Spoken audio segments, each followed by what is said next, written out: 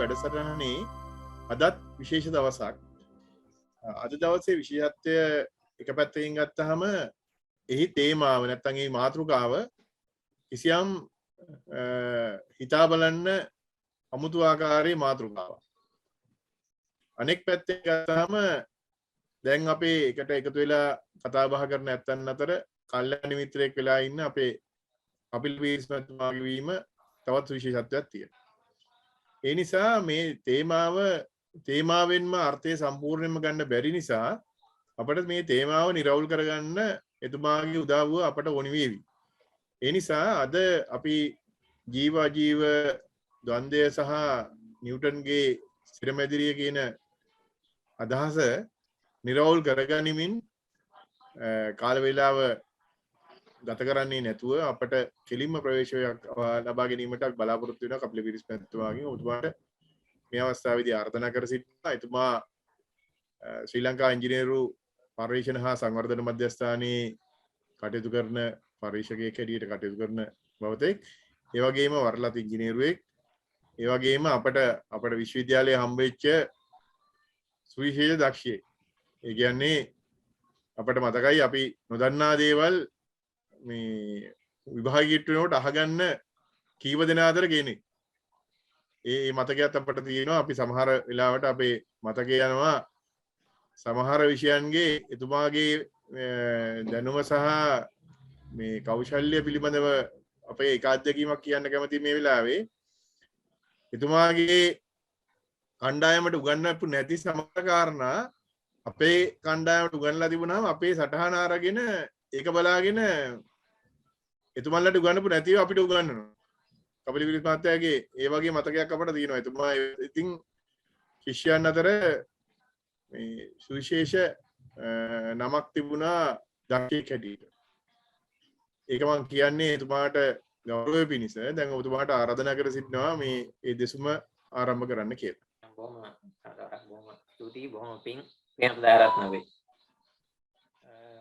විද්‍යාල මිත්‍රයා දැන් වෙනම කල්යාණ මිත්‍රයෙක් බවට පත් වෙගෙන ඉතින් මේ මාතෘකාව ජීව අජීව ද්වන්දතාව සහ නිව්ටන්ගේ ස්ථිරමැදිරිය කියන ගැන මේ කතාවේ ගැන විස්තර කරන්න මේ ඊට පළමුව දැන් අපි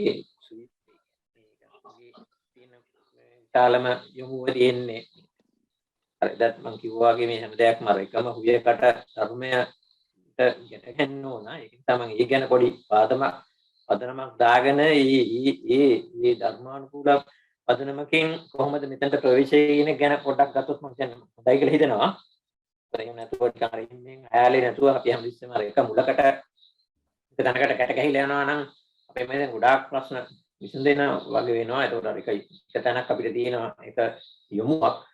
ඒක දේවල් වලට අපි සමාන්තරගතව නෙවෙයි අතර මට හිතෙන අර ශ්‍රේණිගතව එක මුලක් තියෙනවා. මේ මුලට අනිත්‍ය ඔක්කොම ටික ගැට ගැහිලා වගේ තියෙනවා තමයි අපි ක්‍රමානුකූලව එතකොට යන්න මේ මුළු ජීවිතේම එක තැනකට එතකොට ගැට ගැහිලා තියෙන. ඒතකොට ඒ වෙනුවෙන් තමයි අනිත්‍යව යන්නේ. අර ගාල ලියාගෙන වගේ යන ගතිය මම හිතන්නේ හුඟක් වෙලාවට අඩු වෙයි. හුඟක් ඒ විෂයන් සම්බන්ධයෙන් හරි ගත්තාම ඔක්කොම ටික එක අවසානයේ ගත්තට පස්සේ මේ එක තැනකට යොමු වෙන්න ඕන. අපි මිනිස්සු විදියට ගත්තට පස්සේ අපි ඒක අරමුණක් තියෙනවා ජීවත් වෙන්නේ කොහොමදද කියලා.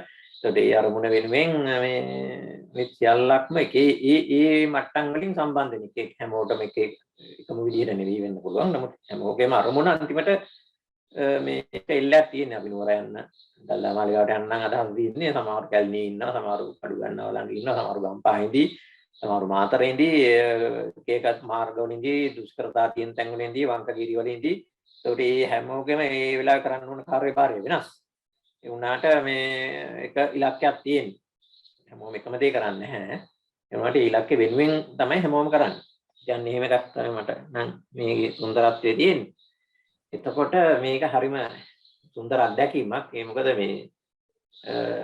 මේක ගැන කතා කරනකොට අපේ හිතේ සතුටක් ඇති වෙනවා. අහන් ඉන්නේ කෙන කොහොමද එක්කෙනෙක් අහන් හිටියත් නැතත් බිත්තියක් තිබුණත් ඉස්සරහා මේ වගේ දෙයක් ගැන දිගින් දිගටම කතා කරනකොට අර අපේ හිතේ සතුටකුත් ඇති වෙනවා. කවුද අහන් ඉන්නේ යාන් ඉන්නේ කෙනා මේක අහලා ලොකු දෙයක් කරගෙන ඉඳනට කින්කට වඩා මට නම් තියෙන සතුට මේ ගැන නිකන් කතා කරනකොට අපේ හිතේ සතුටක් ඇති වෙනවා. මේ තියෙන අරුබුද වලින් යම්කිසි මිදීමක් තියෙන තැනක් අපි දන්නවා නේද? අඩු ගන්න එක ස්පර්ශ කළා නොතිබුණත් අපි එහෙම දෙයක් ගැන මෙනෙහි කරනකොට ඒකෙන් එනවා සතුටක්. ඒක මෙනෙහි කිරීම දැන් මේ කතා කරද්දී ඔබ මෙනෙහි වෙනවනේ නැත්නම් ඉතින් මේවට සූදානම් වෙන්නෙත් නැහැ මොකුත් නැහැ වෙන වෙන දේවල් හිටි සමහරකට බල බල ඉන්න එකේ මේ වගේ දෙයක් ගැන කතා කරන්න ලැබුණාම ඒක ඉන් එහාට ගිහිල්ලා ලොකු දෙයක් වීම කොහොම වෙතත් එක්කෙනෙක් අහන් හිටියත් නැතත් මේ ඒ සතුටම ඇති. ඒ විශාල සතුටක් ඒකිනුත් ලබනවා. විශාල සතුටක් කියන්නේ සැනසීමක්. ඒක බොහොම වැදගත් සතුටක් කියලා මට හිතෙන්නේ. වෙන විනෝදකාමී සතුටක් නෙවෙයි. ඒක නිසා ඒකටත් මම බොහොම පින් දෙනවා මේ වගේ මේ දැන් සංවිධානය කරලා අපිට මේ සුන්දර අත්දැකීම් ලබා ගන්න අවස්ථාව දීම පිළිබඳව. ඒකට ආයි අපි පොඩ්ඩක් පටන් ගත්තොත් මේ එදා ඉවර කරපු තැනින් වගේ මම අතන්ට එනවා නිව්ටන්ගේ තීරමේදී මේ කතාවට එනවා. ඒවා බොහොම ද්විතීයි කතන්දර ඒවා. නමුත් ඊට ඉස්සෙල්ලා මේ මෙතනට මට අවශ්‍ය මේ මගේ තියෙන ආසාවක පැත්තෙන් ගත්තාම තියෙන්නේ මේකට ගැට ගන්න එක මෙතන තියෙලා. දැන් ගත්තාම අපි ඉන්නේ මේ සංසාරේනේ. සංසාරය කියන්නේ අපි ඉන්නේ මේ සාගරේ. සංසාර සාගරේ. ඉතින් මේක හොඳ තැනක් නෙවෙයි. අපි මහා මේ අමාරුවක වැටිලා ඉන්නේ. දැන් වැටිලා ඉවරයි. දැන් වැටිලා ඉන්නේ. එතකොට මේ ඕක අපිට තේරෙන්නේ නැහැනේ. අපිට ඕක තේරෙන්නේ නැහැ. අපි මේ අමාරුව වැටලා ඉන්නවා කියලා කිව්වට අපිට තේරෙන්නේ නැහැ. දැන් අඩු ගන්න කියන එකවත් අපිට කියන්න පුළුවන් වෙලා තින්නේ ඒ බුදුරජාණන් වහන්සේ නමක් ආලතිසේ පෙරොන් තොල්ලා ඔය කතන්දරේ හොයාගෙන දැනගෙන අපිට කිව්ව නිසා. නැත්නම් අපි තාමත් කිසිම අවබෝධයක් නැහැ ගැන. නමුත් අඩු ගන්න දැන් අපිට කතා කරන්න අපි දන්නවා. එහෙම දෙයක් ඉන්නේ කියන එක නිකන් දැනෙනවා දැන්. දන්නවා. දැනුමක් තියෙනවා. නමුත් බුදුරජාණන් වහන්සේ නමක් පහළුන් නැත්නම් ඒක දන්නේත් නැහැ. ඒක දන්නේවත් නැහැ අඩු ගන්න. ඉතින් දැන් අපි තාමත් අපි මේක දැනගත්තට කිසිම ප්‍රත්‍යක්ෂයක් නැහැ. ඒ කියන්නේ මේක මහා දුකක අපි ඉන්නේ කියන එක ගැන අපිට තේරුමක් නැහැ. මොකද අපි ඉන් පිට ගැන කිසිම අත්දැකීමක් අපිට නැහැ. ඒක නිසා අපි මේකටම ඇලිලා මේකම තුල සතුටක් ලබන්න කියන එක තමයි අපේ අත්දැකීම. ඉතින් මේක තුලම තමයි අපේ කතන්දරය ඔක්කොම යන්නේ. මින් එළියක් තියෙනවා කියලා එකක් අපිට තේරෙන්නේ නැහැ. ඒතර භාග්‍යවතුන් වහන්සේ නමක් පහළ වෙලා මුලින්ම කරන්නේ පළවෙනි සත්‍යය. මේක දුකක් කියන එක පෙන්වන එක. මේක ආයි කතන්දර දෙකක් නැහැ. මේක මේ කියන්නේ අපේ ලෝකේ විතරක් නෙවෙයි සියලුම මුළු සම්පූර්ණ සංසාරයෙන් ගත්තට පස්සේ බ්‍රහ්ම ලෝකේ නම් අපාය දක්වා එලින්ම දුක. මේකේ ආයි ඉන්න පුළුවන් හැකියාව තියෙනවා නම් මොහොතක්වත් ඉන්න එපා කියලා තියෙනවා. හැකියාව තියාගෙන නම් ඉන්න එපා. බැරිකම නිතුල ඒකට උත්සාහ කරමින් එළියට යන්න උත්සාහ කරමින් ඉන්නවා මිසක් පුළුවන් නම් මොහොතක්වත් දෙන්නේ පා කියපු තැනක් තමයි මේ සංසාරය. ඊට පස්සේ බුදුරජාණන් වහන්සේ බැලුවා මේකට හේතුවක් තියෙනවා. මේ මිනිස්සු වැටලා මේක සත්‍යෝ මේකට වැටලා ඉන්නේ නිකන් නෙවෙයි එකක් මේක දන්නේ නැහැ. ඒ කියන්නේ මේ ඉන්න තැන දන්නේත් නැහැ. මේකෙන් එළියක් තියනවා කියලා දන්නේත් නැහැ. මින් පිටසුන් මීට වඩා මේ විමුක්තදායක තැනක් මේ දුකක් මේ දුකින් මිදීමක් තියනවා කියන එක දන්නේ නැහැ. මේ සංසාරේ ස්වභාවය දන්නේ නැහැ. ඒක තමයි දන්නේ නැතිකම. ඒ දන්නේ නැතිකම තුලම මේකටම අපි ඇලිලා තමයි ඉන්නේ. ඒත් මින් පිට කතාවක් නැහැ. ඒ තණ්හාව ගැලීම ගැටීම කියලා පෙන්වන්නේ ඒ වගේ දෙයක්. එතකොට අපි මේකටම තමයි ඇලිලා ඉන්නේ. මාර්ගයට මේක ගැටෙනවා. ඒ ගැටීම ඇලීමයි දෙකම එකයි. තණ්හාවෙන් මේ දෙකම තමයි පෙන්වන්නේ. මේකටම තියෙන ආසාව තුළ ඇලෙනවා. ඒකම සමහරක් වෙලාවට අපිට දැනෙන දුක් ආපුවට පස්සේ ඒකත් එක්ක ගැටෙනවා. මේ ගැටි ඇලි ඕකම තුළ තමයි මේ කතන්දරේ යන්නේ. ඒත් මේකට හේතුවක් තියෙන බව බුදුරජාණන් වහන්සේ දෙවෙනි සත්‍ය විදිහට දැක්කා. තණ්හාවත් එක්ක දැනিলা විද්‍යාව දන්නේ නැතිකමයි. ඒ හින්දාම ඇලිච්චකමත් වෙනවා. ඇලෙනවා මේකට අපි. ඊළඟ උන්වහන්සේ දැක්කා මේකෙන් එළියට ගිය තැනකුත් තියෙනවා. මේ හේතුව තියෙනවා. මේකෙන් හැබැයි මේ මිදෙන්නත් පුළුවන්. මේ හේතුව මේ අනිවාර්යයෙන්ම තියෙන විනාශ කරන්න බැරි එකක් නෙවෙයි. මේක අනින් කරන්න පුළුවන් එකක්. මේ හේතුව මේ ඉවත් කරන්න පුළුවන් හේතුවක් හොඳ වෙලාවට. ඊට පස්සේ උන්වහන්සේ පෙන්නවා ඒ ඔක්කොමත් හරි මේකට ක්‍රමයක් තියෙනවා. දැන් මේ ඉන්න මිනිස්සුන් මෙතනින් ඉන්න මිනිස්සුන් ගලවලා අතන්ට කියන්නේ ඕක ක්‍රමිකුත් තියෙනවා.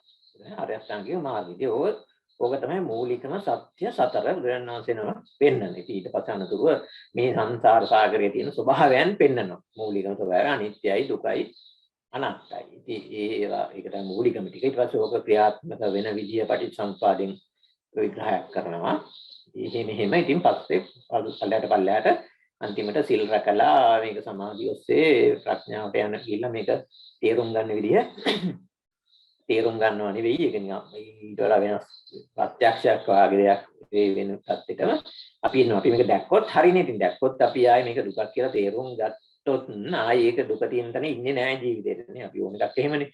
මොකක් හරි සර්පේ ඉන්නවා දැක්කොත් එහෙම අපි සර්පයාවකම රයින් කරනවා. නැත්නම් අපි මැණික් ගලක් කියලා හිතන් ඉන්න එකක් ඒක මැණික් නෙවෙයි නිකන් කළු ගලක් කියලා දැනගත්තොත් දැක ගමන් මේක අයින් කරනවා. අයින් කරන එක ආයි හිතලා ඕනේ නැහැ. දැනගන්න විතරයි ඕනේ. දැනගත්තු ගමන් මේක ඉබේම අයින් වෙනවා. ඒ වගේ දෙයක් තමයි තියෙන්නේ. අපිට මේක දැනෙන්නේ නැතිකමේ ප්‍රශ්නේ තමයි තියෙන්නේ. අපිට නිකන් හිත දාමින් ඉන්නවා.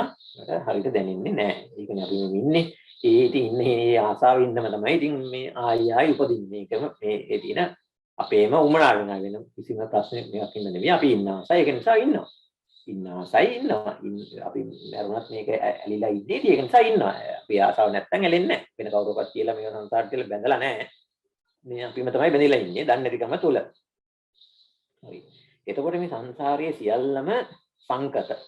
මොකද කියන්නේ මොනවා හරි දේවල් වලින් හැදිච්ච එකට එකතු වෙලා හැදිච්ච දේවල්. ඒතකොට ඒවා හේතු ප්‍රත්‍යංගව මේ දේවල් එකට. හැබැයි ඔක්කොම සංකතයන්. සංකතයන් කියන්නේ තවත් දේවල් වලින් හැදුණු දේවල්. ඒතකොට ඒ ඔක්කොම ටික මේ සියලු සංස්කාර අනිත්‍යයි. කියන්නේ සියලු මේ අපි ගොඩනගන දේවල් මේ සංසාරය ඇතුලේ සාගරය ඇතුලේ ගොඩනගන සියල්ලම නිකන් බිල්ඩින් බ්ලොක්ස් ආගේ කියලා හිතන්න පුළුවන්.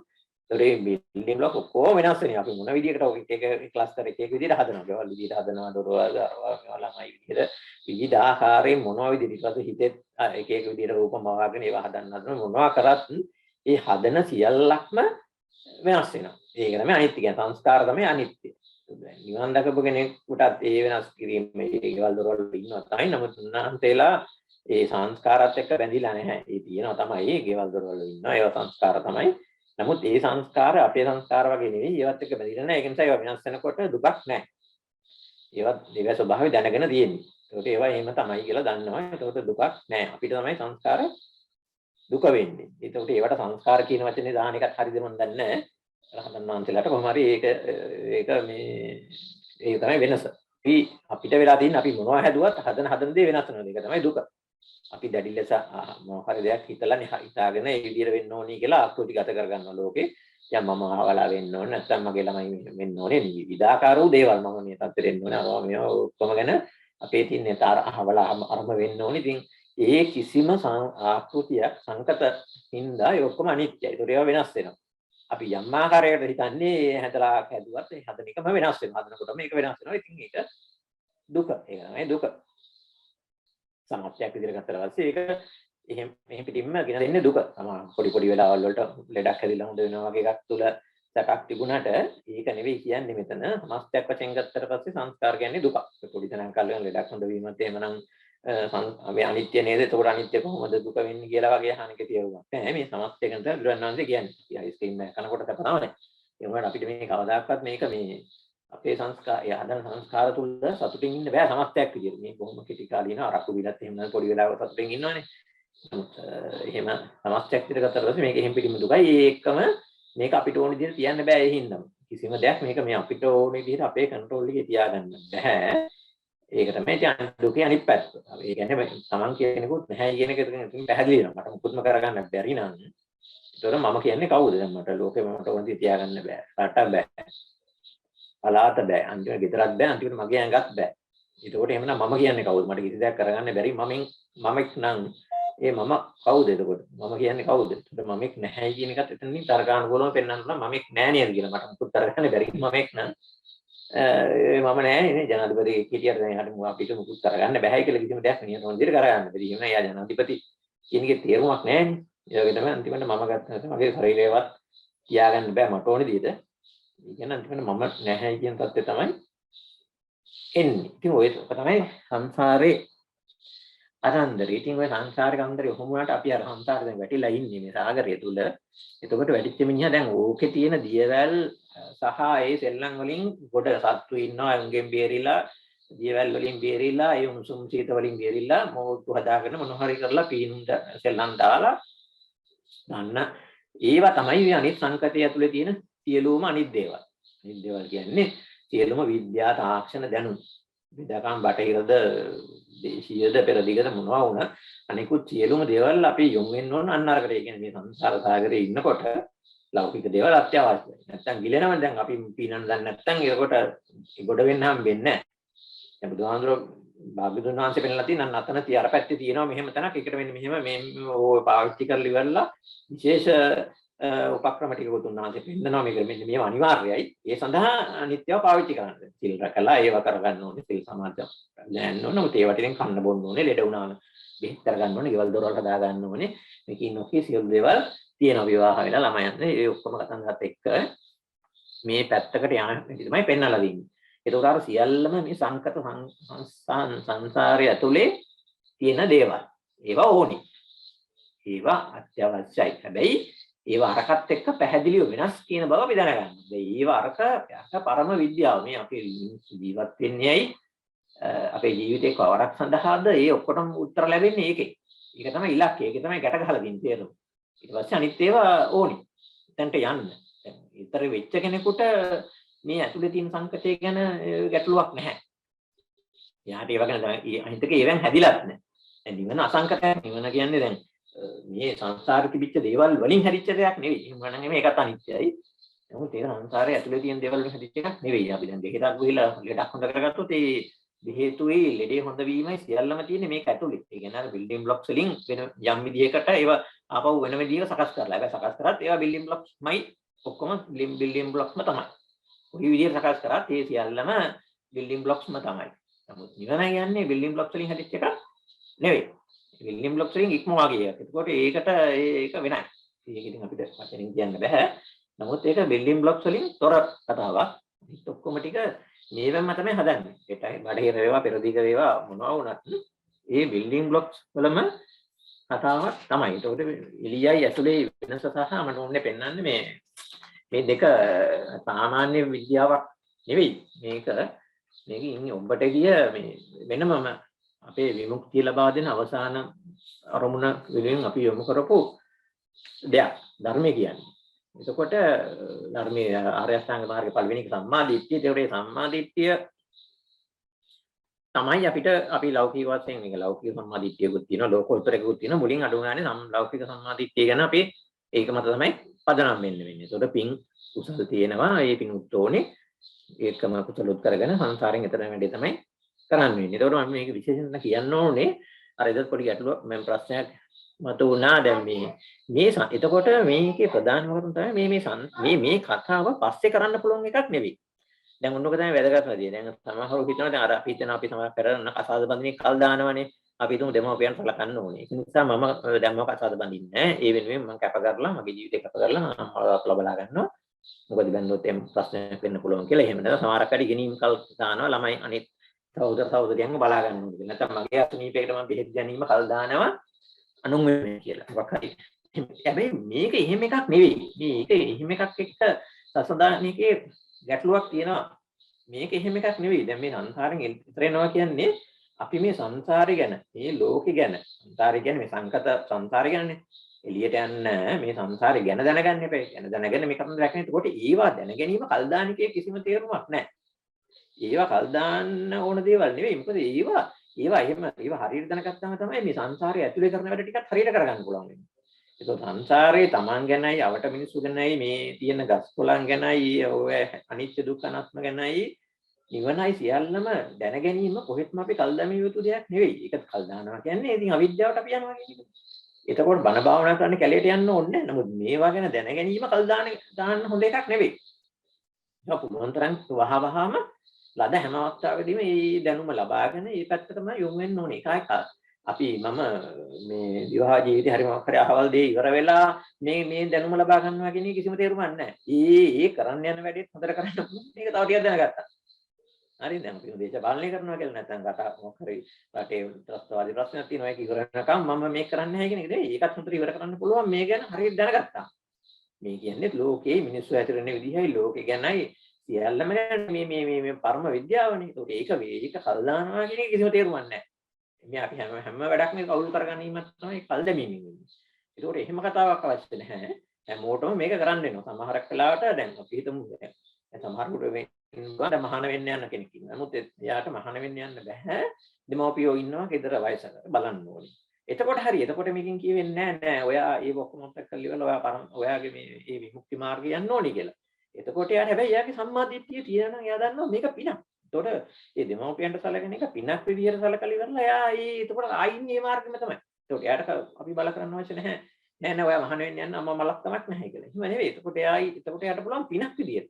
හැබැයි ඒක ඒ විදියට අර්ථයෙන් ගන්න නම් එයා සම්මාදිට්ඨිය දැනගන්න ඕනේ. සම්මාදිට්ඨිය දැනගන්න නම් ආපහු ධර්මයේ ඉන්න ඕනේ. අන්න ඒකයි ඒ කියන්නේ ඒකේ තියෙන සුවිශේෂත්වය. එතකොට එයාට එතන ඉඳන් ඒ වැඩේ කරන්න පුළුවන්. එහෙම නැත්නම් මොකක් හරි අපි හිතමු ගම්මක වැඩක් හරි දේශපාලන වැඩක් හරි මොකක් හරි තියෙනවා. දැන් එතකොට එයා දකින්නවා නම් මේක දැන් මේ වෙලාවේ මගෙන් කරෙන්න ඕනේ. එතකොට එයාට පුළුවන් ඒක පිනක් බවට පත් කරගෙන කරන්න. හරි මම මේ පින් සිද්ධ වෙනවා. දැන් මම දාගමක් හදනවා. මේක හදලා ඉවර කරන්න ඕනේ. එතකොට මේක මේ ධර්මයෙන් පිට යන දෙයක් නෙවෙයි. මම ඊට පස්සේ තමයි අරකට යන්නේ කියලා. එහෙම නෙවෙයි. ඒකත් මේකම තමයි. එතකොට පින් පිනක් විදිහට සංසාරේ මම මගේ වැඩවලට අවශ්‍ය පින සපුරා ගැනීමක් විදිහට ඒ කරන්න පුළුවන්. එතකොට යාට. හැබැයි යාට ඒක සම්මාදිට්ඨිය තියෙන්න ඕන. නැත්නම් ආයෙ හිතනවා මේ මම මේ ටික කරලා අරකට යනවා කියලා. එහෙම එකක් නැහැ. අපි හැමෝම එකම යොමුවේ ඉන්න ඕනේ. සමහරක් ඒවා පින් වෙන්න පුළුවන්. සමහරක් ඒවා කුසල වෙන්න පුළුවන්. සමහරක් ඒවා දැඩි සම්තටම ගිය අවසාන කෙලවරේ එහෙම වෙන්න පුළුවන්. ඒක එක්කෙනාගේ ඉන්න හැටියට. හැබැයි සම්මාදිට්ඨිය ඉන්නවා නම් හැමෝම මේ පෙළේ ඉන්නවා. එතකොට අමුතුවෙන් මේක ඉවරලා අර කරනවා කියන කතාවක් එන්නේ නැහැ කොහෙත්. මොකද මේක පරම විද්‍යාව නම් මේක හැමෝම ඒක ඉන්න ඕනේ. ඒක ආයේ ඒක දන්නේ නැතුව කිසිම දෙයක් හරියට කරගන්න බෑ.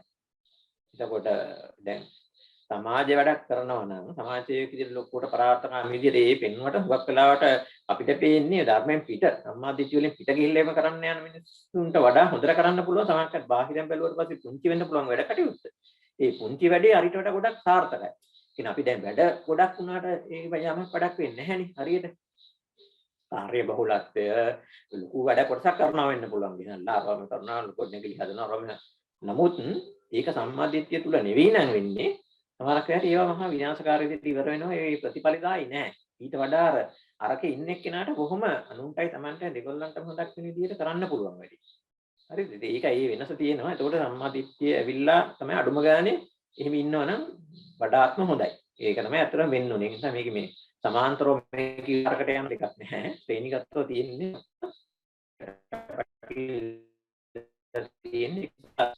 අපි ධර්මයට පස්සේ එනවා මේ වලට ඉවරලා ධර්මයේ තමයි ඔක්කොම තියෙන්නේ.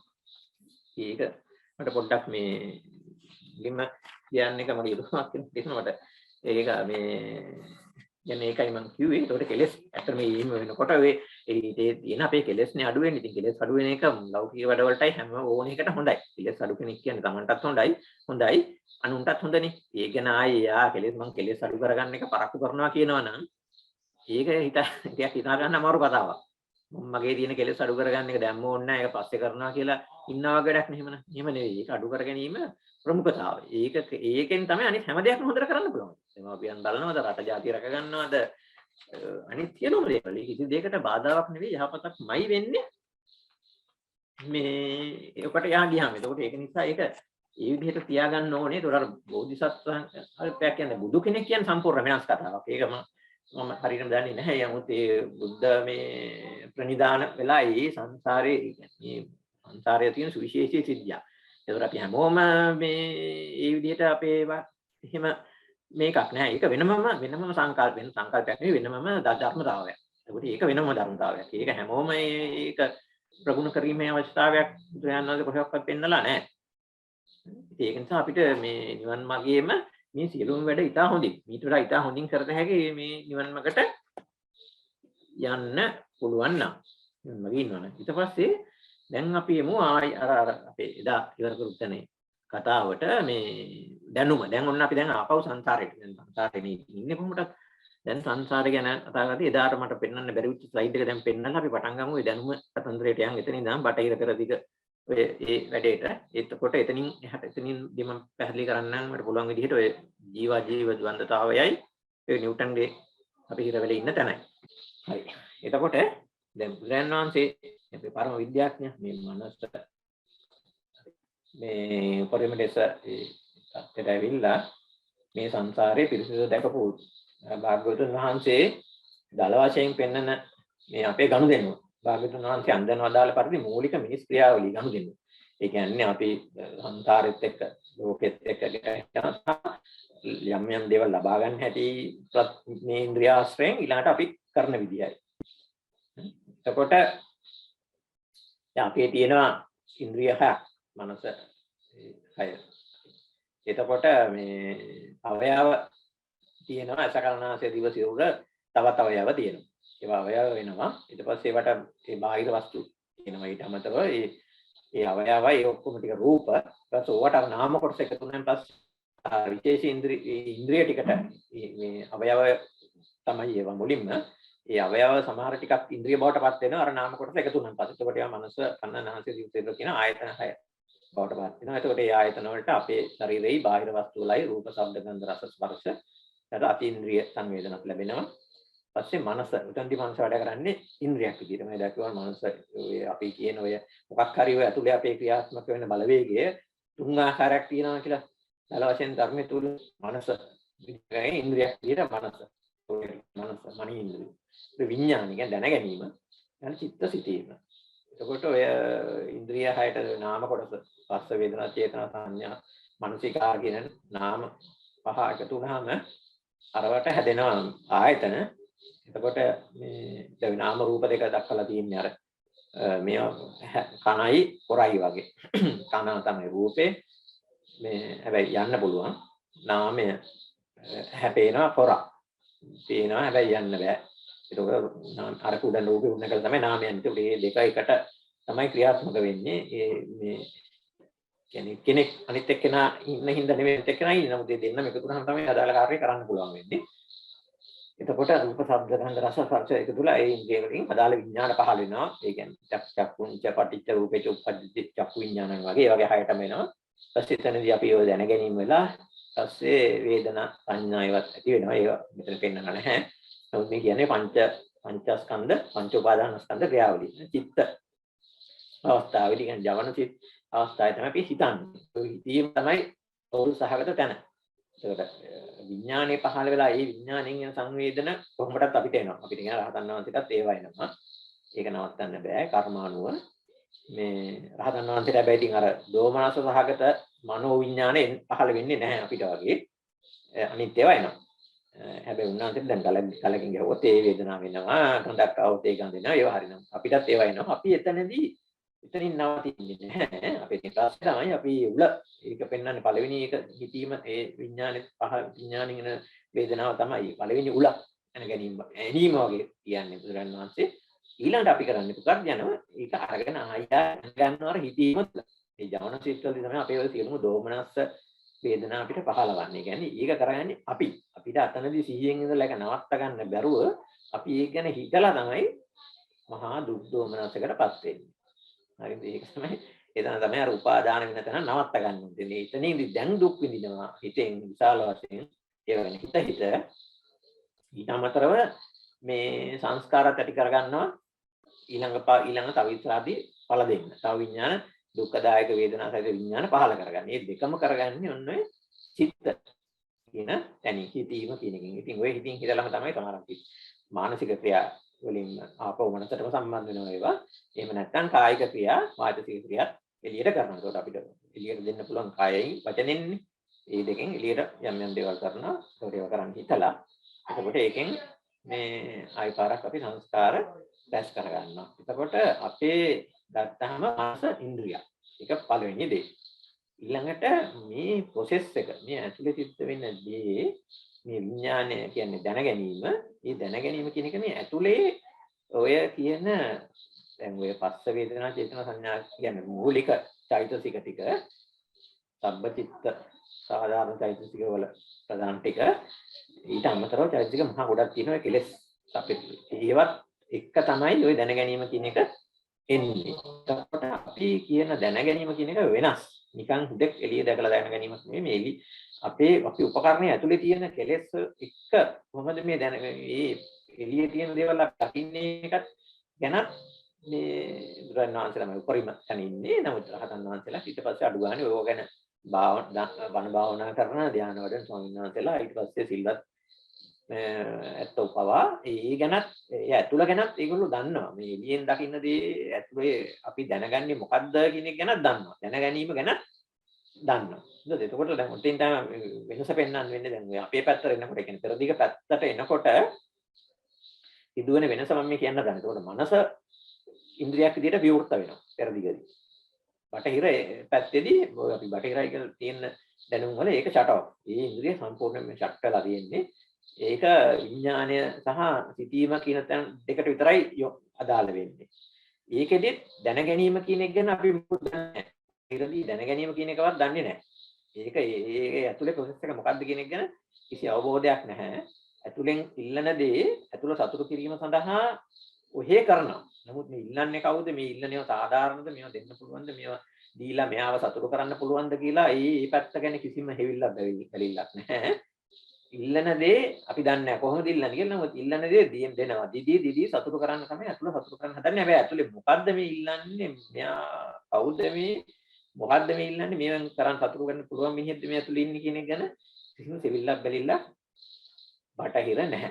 ඒකට එක පැත්තකින් ඉන්ද්‍රිය වහලා එක ඉන්ද්‍රියක් වහලා ඒක නිසා අපේ ලැබෙන පරාසය හොඳටම අඩු වෙලා ඊට පස්සේ ඉතුරු පහෙන් ලැබෙන ටික ගැන අපි මැෂින් එක ඇතුලේ ප්‍රොසෙස් වෙන්නේ කොහොමද කියන එක දන්නේ නැහැ. හරිද?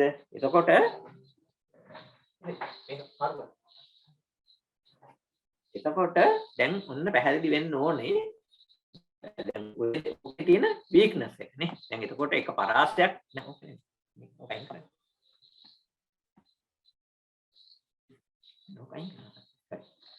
එතකොට දැන් අපිට පැහැදිලි වෙන්න ඕනේ දැන් අපි මේ කියන්න යන කතන්දරේ මේ බටහිර පැත්තට යනකොට මනස ඉන්ද්‍රියක් විදියට වහ ගන්නවා මේ වැහිලා ඊට පස්සේ ඉතුරු පහෙන් එන ටිකක් වෙනත් අපිට ඒව ප්‍රොසෙස් වෙන්නේ ඇතුලේ වෙන ක්‍රියාවලිය ගැන කිසිම අවබෝධයක් නැහැ. ඒක නිසා එළියේ මොකද්ද තියෙන්නේ කියන එක ගැන අපි මේ ගන්න දැනුම බොහොම දුර්වලයි.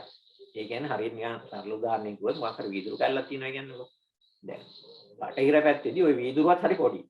පුංචි හිලක් තියෙන පුංචි ප්‍රදේශයක් තමයි වීදුරු විදිහට අපි පාවිච්චි කරන්න වෙලා තියෙන්නේ. ඒකෙන් පුංචි එළිය පොඩි පරාසයක් තමයි පේන්නේ. ඒ මදිවට මේ වීදුරුවත් බොහොම දැලි පැඳිලා දූරු වෙලා තියෙන. ඒවා ගැන කිසිම අවබෝධයක් නැහැ. ඒවා සුද්ධ කරන්න පුළුවන්ද බැරිද ඒවා ගැන මුකුත්ම අවබෝධයක් නැහැ. ඒක එහෙමමයි. පුංචිකමත් එහෙමමයි, ක්වොලිටි එකත් එහෙමමයි. බොහොම මේ පසුගාමි තැන්වල තියෙන්නේ. අපි කරා බටහිර මොකද කරන්නේ? ඒවා එහෙමම තියෙද්දි ඒවා ගැන කිසිම කතාවක් හිවිල්ලක් බැලිල්ලක් නෑ. එළියේ ඉඳන් නොඑක් පරිශ්‍රණ කරනවා. පරිශ්‍රණ කියන්නේ එළියේ තියෙන දේවල් කේක විදිහට කරලා බලන එකනේ. කඩලා බලනවා, රත් කරලා බලනවා, එක එක જાති මිශ්‍ර කරලා බලනවා, විදුලිය අල්ලලා බලනවා. කේක දේවල් කර ඔය තමයි පරීක්ෂණ කියන්නේ. එතකොට කාචකින් බලනවා. හරි දැන් ගදිහා නිකන් පේනවා. ඊට පස්සේ අපි කාචකින් උත් බලනවා. කාචකින් බලලා තව විදිහකට දැක්කා කියනවා. ඒක අත්දැකීම් වැඩි කරගන්න. හැබැයි අර දුර්වල අර කුණු බැඳිච්ච කණ්ණාඩියෙන්මයි බලන්නේ. ඒ සයිස් එකේ ඒ කණ්ණාඩියෙන්මයි බලන්නේ. හැබැයි පරීක්ෂණ කිරීම තුලින් දත්ත වැඩි කරගන්නවා. මේක හරි. දුරු ටිකෙන් උනත් තව දත්ත එනවා. දැන් කාචකින් බලුවගෙන තව දත්ත ප්‍රමාණයක් වැඩි කරගත්තා. හරි දුරේෂයෙන් බලුවගෙන තව දත්ත ටිකක් වැඩි කරගත්තා. තව එතකොට ඊට පස්සේ බලනවා විදුලියට අල්ලලා. ඊට පස්සේ බලනවා රත් කරලා. තව මොකක් එක જાති දාලා. ඔහොම කරලා මේ අවට ලෝකෙන් අර පහෙන් ලැබෙන ටික ඒ දුර්වල දුවිලි බඳිච්ච කණ්ණාඩියෙන් උනත් එක එක විදිහට කරලා බලලා ඒව තමයි පරීක්ෂණ. ඊළඟට ඔයවා පැහැදිලි කරගන්න හිතලු ආකෘතිත් හදනවා. හරිද? දැන් නොඑක් දේවල් වෙනකොට ඒගොල්ලෝ හිතනවා එහෙමනම් දැන් මේක දැන් ඔන්න බලනවා. දැන් ඔන්න අන්වීක්ෂණයෙන් අරම මම බැලුවා කියන බැලලා ආලෝකයට අල්ලලා ප්‍රේක්ෂාවලිය අල්ලලා විදුලිය අල්ලලා විද්‍යුත් විච්ඡේදනය කරලා එතකොට නල අරම අල්ලලා බලුවාම මේක මේ ආලෝකය යන විදිය ඒ තරංග අරම මම දැන් ඔක්කොම මට විස්තර කරන්න මාරුයි. නමුත් ඒවට හරියන්නේ නැහැ. එහෙනම් ඒගොල්ලෝ කියනවා මේක ඇතුලේ මෙන්න මෙහෙම පරමාණු කියලා දෙයක් තියෙනවා. මෙහෙම දැම්මනම් මේක පැහැදිලි කරන්න පුළුවන්. මේකෙන් මෙන්න මෙහෙම මේ විද්‍යුත් චුම්බක තරංග ඒවා පේන්නේ නැහැ. නමුත් ඒගොල්ලෝ හිතා ගන්නවා බල රේඛා කියලා මේ ගුරුත්වාකර්ෂණය අරම ඒවා ඒ කතන්දර හදා ගන්නවා. ඊට පස්සේ වෛරස් දැන් ඔන්න ඉලෙක්ට්‍රෝන මේක වලින් හරි මොනෙන් හරි බල ළඟ දිහා ඔලිය දිහා බලලා පේනවා. එතකොට පේනවනේ 아무තු වෙනස් දෙයක් නෙපේන්නේ. හැබැයි මේ හැමයි පේන්නේ. මේ මනස තමයි පේන්නේ. පේනවා මෙන්න මෙහෙම මොකක් හරි දෙයක් පේනුනට පස්සේ ඒගොල්ලෝ කියනවා මේක ජීවියෙක්. මෙන්න මෙහෙම එකක් තියෙනවා. මේක තමයි ඒගොල්ලෝ ඊට පස්සේ ඒගොල්ලෝ එතන ඉඳන් මොඩල් එක හදනවා. මේක එහෙමනම් මේ රෝග ඇති වෙලා මේ කතන්දර වෙන්නේ මෙහෙම කියලා අර ලබාගත්තු අත්දැකීම් මේ වෙන විදිහට අත්දැකීම් ලබා ගන්නවනේ. ඒ අත්දැකීම් අසුරු කරගෙන හිතලු තව ටිකක් හිතලා දාලි කරලා මේ දැනුමක් බිහි කර ගන්නවා. හරිද? එතකොට ඒක හරිද වැරදිද කියලා කතාවක් නැහැ. ඒක කිසි ගැටලුවක් නැහැ. ඒක අපි ප්‍රයෝජනට ගන්න පුළුවන්. ඒක වැරදි කියලා කියන්න දෙයක් නැහැ. මේ ඒකේ තිබුණ ක්වොලිටි එක තමයි මම ඔය කිව්වේ. හලෝ ප්‍රියන්ත. එනවද? එනව නේද? එනවා පැහැදිලිව එනවා. හරි. එතකොට මේ ඉතින් ඒක තමයි ඒගොල්ලන්ගේ ඒ තත්ත්වය. නමුත් දැන් ඔක ටික ටික මේ පැත්තට එනකොට පෙරදිග පැත්තට එනකොට දැන් බටහිරයි පෙරදිග කියලා ඉරි ගහනට වඩා අපි බලන්න ඕනේ ඒතර පෙරදිගට එනකොට මොකද්ද වෙනස? වෙනස කියලා. වෙනස තමයි මනස ඇරෙනවා. මනස එක එක මට්ටම් වලින් ඇරෙනවා. ඊට පස්සේ මනසෙන් යම් යම් දත්ත ලබා ගන්න හදනවා. ඒ කියන්නේ අර කන්නඩි සම්පූර්ණයෙන් පළල් වෙනවා දැන්. ඒක දත්ත වැඩි. දැන් දෙවියොත් එක්ක භූතයොත් එක්ක නොඑක් ආචරණ අපි කෙලින්ම අපිට සංවේදී වෙනවා. අපේ දැනුම් වලට, අපේ ඍෂිවරුන්ට. ඒවා කෙලින්ම සංවේදී වෙනවා. ඊට අමතරව මේ මැෂින් එක ගැනත් අපි දැනගන්නවා. මොකද මේ විඥාන ප්‍රොසෙස් එක ඒවා මනස වැඩිම හරි මොකක් හරි ධානය වලින්, භාවනා වලින් ඒවා තේරෙන්න පටන් ගන්නවා. ඇතුළත් තේරෙනවා. ඇතුළට හැරෙනවා අපි දැන්. එතකොට මේ අපි හිමින් මේ කණ්ණාඩිය දැන් පොලිෂ් කරනවා. කණ්ණාඩිය තියෙන අප්සෙට් එකක් තියෙනවා කියලා අපිට මේ පෙරදි කට්ටිය දන්නවා. මේ කණ්ණාඩියේ තියෙන ප්‍රශ්නයක්. හරි මේක පුළුල් මදි හින්දා විතරක් නෙවෙයි කණ්ණාඩියේ තියෙන ප්‍රශ්නයක්. කණ්ණාඩිය අපිරිසුදුයි. ඒක පිරිසිදු කරනවා. හරිද? අන්න ඉතින් මේ විදිහේ බොහොම මේ දලෝපමාවක් මේ කිව්වේ. අන්න ඒ වගේ වෙනසක් තමයි බටහිරින් නම් පෙරදිගට එනකොට තියෙන්නේ. එතකොට අපි ඒකෙන් තේරුම් ගන්න ඕනේ කෝකද දැන් අපේ වැඩ කටයුතු වලට ඉස්සරහින් ඉන්නේ කියලා. ඒතර අපි දන්නේ වැඩිපුර විශ්වාස කරන්න පුළුවන් කොයි එකද? අරගොල්ලන්ගේ පරාසයත් අඩුයි, ක්වොලිටියත් අඩුයි. අපිට එනකොට පරාසයත් වැඩි, ක්වොලිටියත් වැඩි. එතකොට අපිට තීරණය කරන්න පුළුවන් අපේ වැඩ කටයුතු වලට. අපේ වැඩ කටයුතු කියන්නේ ආපහු නිවන් මාර්ගයේ ඒ වැඩවලදී මේ ඒකත් එක්කත් මේක සම්බන්ධ වෙනවා. ඒ හරිය විදිහට ඒ ධ්‍යාන වලට අරවට වැඩ ගියාම එතකොට ඒ වැඩවලට අපිට කොහොමද මේ දැනුම් ගන්න පුළුවන්. ඒතකොට බටහිර පෙරදිග කියලා ඉරක් අහනට වඩා මේ දෙකේ වෙන දෙකක් කියන්නේ ඕ විදිහ තමයි ඔය ප්‍රේක්ෂාවලිය තියෙන්නේ. මේ පැත්තට එනකොට මේ පැත්තට බර වෙනවා. එතකොට අපිට අර පැත්ත හරියද මේ පැත්තෙත් අත්දැකීම් වැඩි, උපකරණ වැඩි ඒ වුණාට හිතලු තියෙනවා. හිතලුත් එක්ක තමයි සම්පූර්ණ දැන් වහන්සේ මේ සම්පූර්ණ දේ පිරිවසා දකින්නේ. නමුත් එතකොට උන්වහන්සේගේ හිතලු නැහැ. නමුත් අයින් මෙහා තියෙන සංසාරය ඇතුලේ තියෙන සියලුම දැනුම් වල හිතලු කොටසකුත් තියෙනවා. හැබැයි පෙරදිගට එනකොට හිතලු අඩුයි, දැනගත්තු දේවල් වැඩි. බටහිර අනිත් පැත්ත තියෙන්නේ දැනගත්තු දේවල් අඩුයි, හිතලු වැඩි. ඉතින් ඒක තමයි ওই දෙකේ තියෙන ක්වොලිටි එකයි ක්වොන්ටිටි එකයි වෙනස. එතකොට අපිට බලන්න පුළුවන් දැන් අපි ඉන්නේ කොහෙද? අපිට ප්‍රශ්නේ තියෙන්නේ කොහෙද? ඇයි අපිට මේ බටහිර දැනුම් ගැන මේ වගේ අඩු ලන්සුවක් කියන්න වෙලා තියෙන්නේ? ඇයි කියන එක. ඒක තමයි හේතුව. ඒක මම දන්නේ නැහැ. එහෙම වුණේ ඇයි පෙරදිග මේ මනස වහගෙන ඒ තැන් වල හිර වුණේ ඇයි කියන එක නම් මට තේරෙන්නේ නැහැ. ඇයි කියලා. එහෙම වුණේ අපි මේ පැත්තට එන්න පුළුවන් වුණේ ඇයි කියන එක ඒක වෙනම මොකක් හරි කවුරු හරි මේ පහදලා දෙනවා නම් මම කැමතියි. මේ කොහොම හරි එතනින් පටන් ගත්තාම ඕක තමයි තියෙන වෙනස. එතකොට අපේ අද මුණ දෙන බරපතලම මම මේ ආයි අවධාරණය කරන්නේ ඔන්න ඔය වෙනස අපි හඳුනා ගන්න ඕනේ අපේ දැනුමේ. ඒකට අපේ දැනුමට අපි ප්‍රවේශ වෙන්න නම් ඔන්න ඔය වෙනස දැනගන්න ඕනේ කියලා මම තරයේ විශ්වාස කරනවා. එය අරුදේ නැතුව අපිට ගොඩ යන්න බෑ. මේ තියෙන ප්‍රශ්නෙන් අපිට ගොඩ යන්න බෑ. ප්‍රශ්නේ මොකද්ද? ප්‍රශ්නේ තමයි අනිත් එක තමයි දැන් මම ඒක ඉස්සර තව එකක් කියන්නම්. දැන් ඔය මනීන්ද්‍රිය අපේ පැත්තට එනකොට ප්‍රතිපද පැත්තට එනකොට මනීන්ද්‍රියට බොහොම අපි මේ සංවේදී ගැන අපේ තියෙන අවධානයක්. අපි ඒක වඩලා තියෙන්නේ. ඊට පස්සේ දැනුම ලබා ගන්න විදිහ අපේ ඉන්ද්‍රිය විඥාන කතන්දර කෙලස් ගැන අපි දන්නවා. ඒකට අපිට යමක් ගැන අවබෝධය ලැබෙන්නේ කොහොමද කියන එක ගැනත් අපි දන්නවා. එතකොට ඔන්න ඔය දැනුමත් ඔය තියෙන මේ වාසිදායක තත්ත්වයේ තුල තමයි මේ අපේ පරිසරයේ තියෙන මේ ජීව අජීව කියන දෙකක් තියෙනවානේ. දැන් අපිට ඒක ඇත්තට සංවේදීත් නැහැ. ජීව අජීව දෙකක් තියෙනවා කියන්නේ නිකන් බොහොම සරලෙන් කියනවා ඉස්කෝලේදී මේ සත්තු ජීව දිනවා ඒවට තම වර්ගය බෝ කරන්න පුළුවන් එහාට මෙහාට යන්න පුළුවන් ආදි වශයෙන් පොඩි සරල නිර්වචනයක් දුන්නට සැබෑවටම ජීවය අජීවයෙන් වෙන් කරන්නේ කොහොමද කියලා බටහිරට අවබෝධයක් නැහැ. ඒ අවබෝධයක් නැත්තේ වෙන කිසිම දෙයක් හින්දා නෙමෙයි. ඒගොල්ලෝ පංචේන්ද්‍රයන් තුල හිර වෙලා ඉන්න නිසාමයි. ඔය පංචේන්ද්‍රයන් තුල හිර වෙලා ඉන්න කතන්දරේ මූලිකම ඒකේ කියා විදිහට මට නම් පෙන්නේ නිව්ටන්. නිව්ටන් තමයි ඔය බෝල, ඒ කියන්නේ බලයි බෝල. එන්න මොනවා තිබුණා මේ බල තියෙනවා, ස්කන්ධ තියෙනවා. මේ බල යටතේ ස්කන්ධය හැට මෙහාට යනවා. ඒක තමයි භෞතික විද්‍යාවේ මේ ඔය පංචේන්ද්‍රිය ගෝචර භෞතික විද්‍යාව. ඒක ක්වොන්ටම් වෙන්න පුළුවන් පසු කාලේ ඉන්නව අයින්ස්ටයින්ගේ වෙන්න පුළුවන්. ඔය මොනවා වුණත් ඔක්කොම පංචේන්ද්‍රිය අස්සේ හිර වෙච්ච නිව්ටන්ගේ ආකෘතියමයි තියෙන්නේ. එතකොට ඒගොල්ලෝ ගස්වැල් ගැන විතරක් නෙමෙයි මිනිස්සු ගැන තේරුම් ගන්න, මිනිස්සුන් ගැන ගැතර වැඩ කරන හැටි තේරුම් ගන්න ඔන්න ඔය බල සහ ස්කන්ධ ආකෘතියෙන්. එතකොට එතන ජීවයක් නැහැ. ජීවය කියලා වෙනම එකක් නැහැ. තේරෙනවද? අන්තිමට විශ්ලේෂණය කරගෙන අතුලටම ගියොත් එහෙම බටහිර ජීව විද්‍යාවේ ජීව විද්‍යාවක් නැහැ. ඒකේ තියෙන්නේ භෞතික විද්‍යාවම තමයි අන්තිමටම තියෙන්නේ. ජීවය කියන මොකද්ද? ජීව විද්‍යාව කියලා හෙව්වොත් එහෙම එකක් නැහැ. ඒගොල්ලන්ට පෙන්වන්න එකක් නැහැ. ඇයි එහෙම වෙලා තියෙන්නේ? ඒගොල්ලන්ට ඒක ගෝචර නැහැ. පංචේන්ද්‍රියට ඔක ගෝචර නැහැ. ජීවය කියන එක පංචේන්ද්‍රියන්ට ගෝචර නැහැ. නමුත් අපිට අපේ පෙරදිග දැනුම් වලට අපේ ඍෂිවරුන්ට ওই ජීවය හොඳටම ගෝචරයි. ඒ ජීවයට ගෝචර වෙච්ච ඍෂිවරු තමයි අපේ ওই ජ්‍යොතිෂ එක ජීවිත සම්බන්ධ එක. වෙදකම. එහෙම විතරක් නෙවෙයි.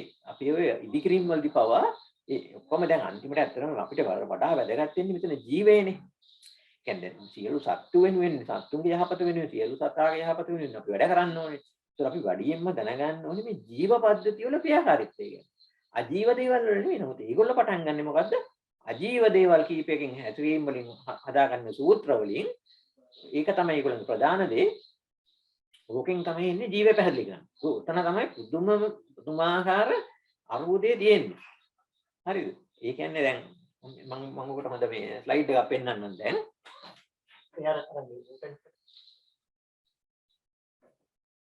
ඕක මේ මට මේ වෙන පොතකින් මේ හම්බුන එකක් ජීවය මේ අද මේ Secret Life of Plants කියන පොතේ තිබුණා හරි ලස්සන කතාවක්. Newton's mistake. Newton was curious about falling of apples from trees, but he was not curious about how apples were formed in trees. The Secret of Plants, Peter Tompkins කියන පොතේ. This is the great mistake we are still following, trying to understand model biological aspects within various mechanics. Various mechanics කියන්නේ quantum වෙන්න පුළුවන්, relativistic වෙන්න පුළුවන්, ඔය ඔක්කොම mechanics තමයි. අන්තිමට පංචේන්ද්‍රිය මත පදනම් වෙච්ච mechanics. ඒක යාන්ත්‍ර විද්‍යාව. That is trying to explain the formation of apples on trees in the same way as they were falling from trees. ඒ කියන්නේ දැන් මෙතනින් කියන්නේ මේ දැන් මම මේ ස්ලයිඩින් අයින් වෙන්න. ඒක අයින් කරමු. මේකෙන් කියන්නේ දැන් නිව්ටන්ලාට ඔන්න බලන්න දැන් මේ පංචේන්ද්‍රියට වහල් වෙලා හිටි ඒ සීමාව තුර හිටපු නිව්ටන්ට වැදගත් උනේ දැන් ඇපල් ගෙඩිය මිනිහ ගොළුවට හරි කොහෙට වැටුනහම පහ ඔය ඉඳහන තාරකාවල් අරවම යන විදිය ඒවා පැහැදිලි කරන එක තමයි ඒවා තමයි ප්‍රශ්නේ උනේ. ඒ විදිහ නිකන්වත් හිතුන්නේ නෑ මෙතන දැන් කොච්චර ඊට වඩා ආශ්චර්යමත් දෙයක් වෙලාද මේ ඇපල් ගෙඩිය කොහොමද මෙතන හැදුනේ. මේ වගේ ಗುಣ තියෙන මේ විදියට සංස්කරණය වෙලා මේ විදියට ලස්සන පොම් වෙලා මේ විදියට මේ රහ තියෙන මේ විදියට මේ හැටේට මේ ගහ ඇතුළට කොහොමද මේක හැදුනේ? හරිද? අපේ ඍෂිවරුන්ට වැදගත් උනේ ඒක ඇත්තට. ඒක වැටෙන විදිහ නෙවෙයි. වැටෙන විදිහ නෙවෙයි ඇත්තටම මේ ගැටලුව වෙන්න තිබුණේ. මොකද වැටෙන විදිහ පැහැදිලි කරලා අන්තිමට මේ වැටෙන විදිහ පැහැදිලි කරපු ආකෘති වලින් තමයි දැන් මේගොල්ලෝ හැදෙන අර ගහේ ඇපල් ගෙඩිය හැදෙන හැටි විස්තර කරන්න යන්නේ. එතන තමයි සම්පූර්ණ මේ අනාගෙන තියෙන්නේ. දැන් බලන්න ජෛව කතන්දරවලදී මේ අපි දැන් සම්පූර්ණ විනාශ වෙලා ප්‍රශ්න වලට මුහුණ දෙන්නේ ලෙඩ රෝගවලදී ආහාරවලදී හරි පසේ පොර ඔය ගස් හැදීමේදී වෙන ප්‍රශ්න ඔය පොර වල් පැලැටි ප්‍රශ්න ඔය ජෛව කතන්දරයේදී පරිසර ප්‍රශ්නත් ඒකත් එක්ක නිකට ගහලා තියෙන්නේ. එතකොට ඔය අපි විශාල වශයෙන් අර්බුදවලට ලක් වෙන්නේ දැන් අපිට පුළුවන් රොකට් එකක් අරින්න වෙලාව කියලා ඉවරලා මෙන්න මේ වෙලාවේ මේක ගහරුට බානවා කියලා. උනාට එහෙම අරින්න භෞතික විද්‍යාවේ මේ පැත්ත පුළුවන් වුණාට ඒක අජීව. බස් එකක් හරියට යන්න පුළුවන් ඒ ඔක්කොම පුළුවන්. නමුත් පරිසර විනාශයක් නොවි. මිනිහෙකුට මේ වැඩ කටයුතු කරගන්න අවුරුදු 5-10ක් යනකොට ඒ විශාල ප්‍රශ්නයක් ඇති නොවන පරිදි භෞතික යාන්ත්‍රික දෙයක් කරගන්න. බෙහෙතක් හදාගන්න. ආහාරයක් ඒ විදිහට කරගන්න. ඒවා ගැන දන්නේ නැහෙනේ. ඒවා ප්‍රශ්න එකක් කරොත් තව 10ක් ප්‍රශ්න එනවා. අද බෙහෙත දුන්නොත් ලෙඩකට හෙට තව ප්‍රශ්න 10ක් විතර එල්ලලා ඒකේ. පසට මොන හරි කරොත් ඒ ජෛව රසායනික පැත්තේ ඔය ජීවිතයට සම්බන්ධ දේවල් වලදී බටහිර අන්තිම අසරණයි. අන්තිම බිඳුවේ ඉන්නේ මොකද? ඒගොල්ලන්ට ඒ ගැන අවබෝධයක් ලබා ගන්න ඉන්ද්‍රිය වැඩිලා නැහැ. ඒකට ඒගොල්ලන්ට පුළුවන් ඔය බස් කාර් යන හැටි, හඳට රොකට් යන හැටි ඒවා කරාට අඩු ගන්න ඔය තිරසරභාවය පිළිබඳ ප්‍රශ්නේ.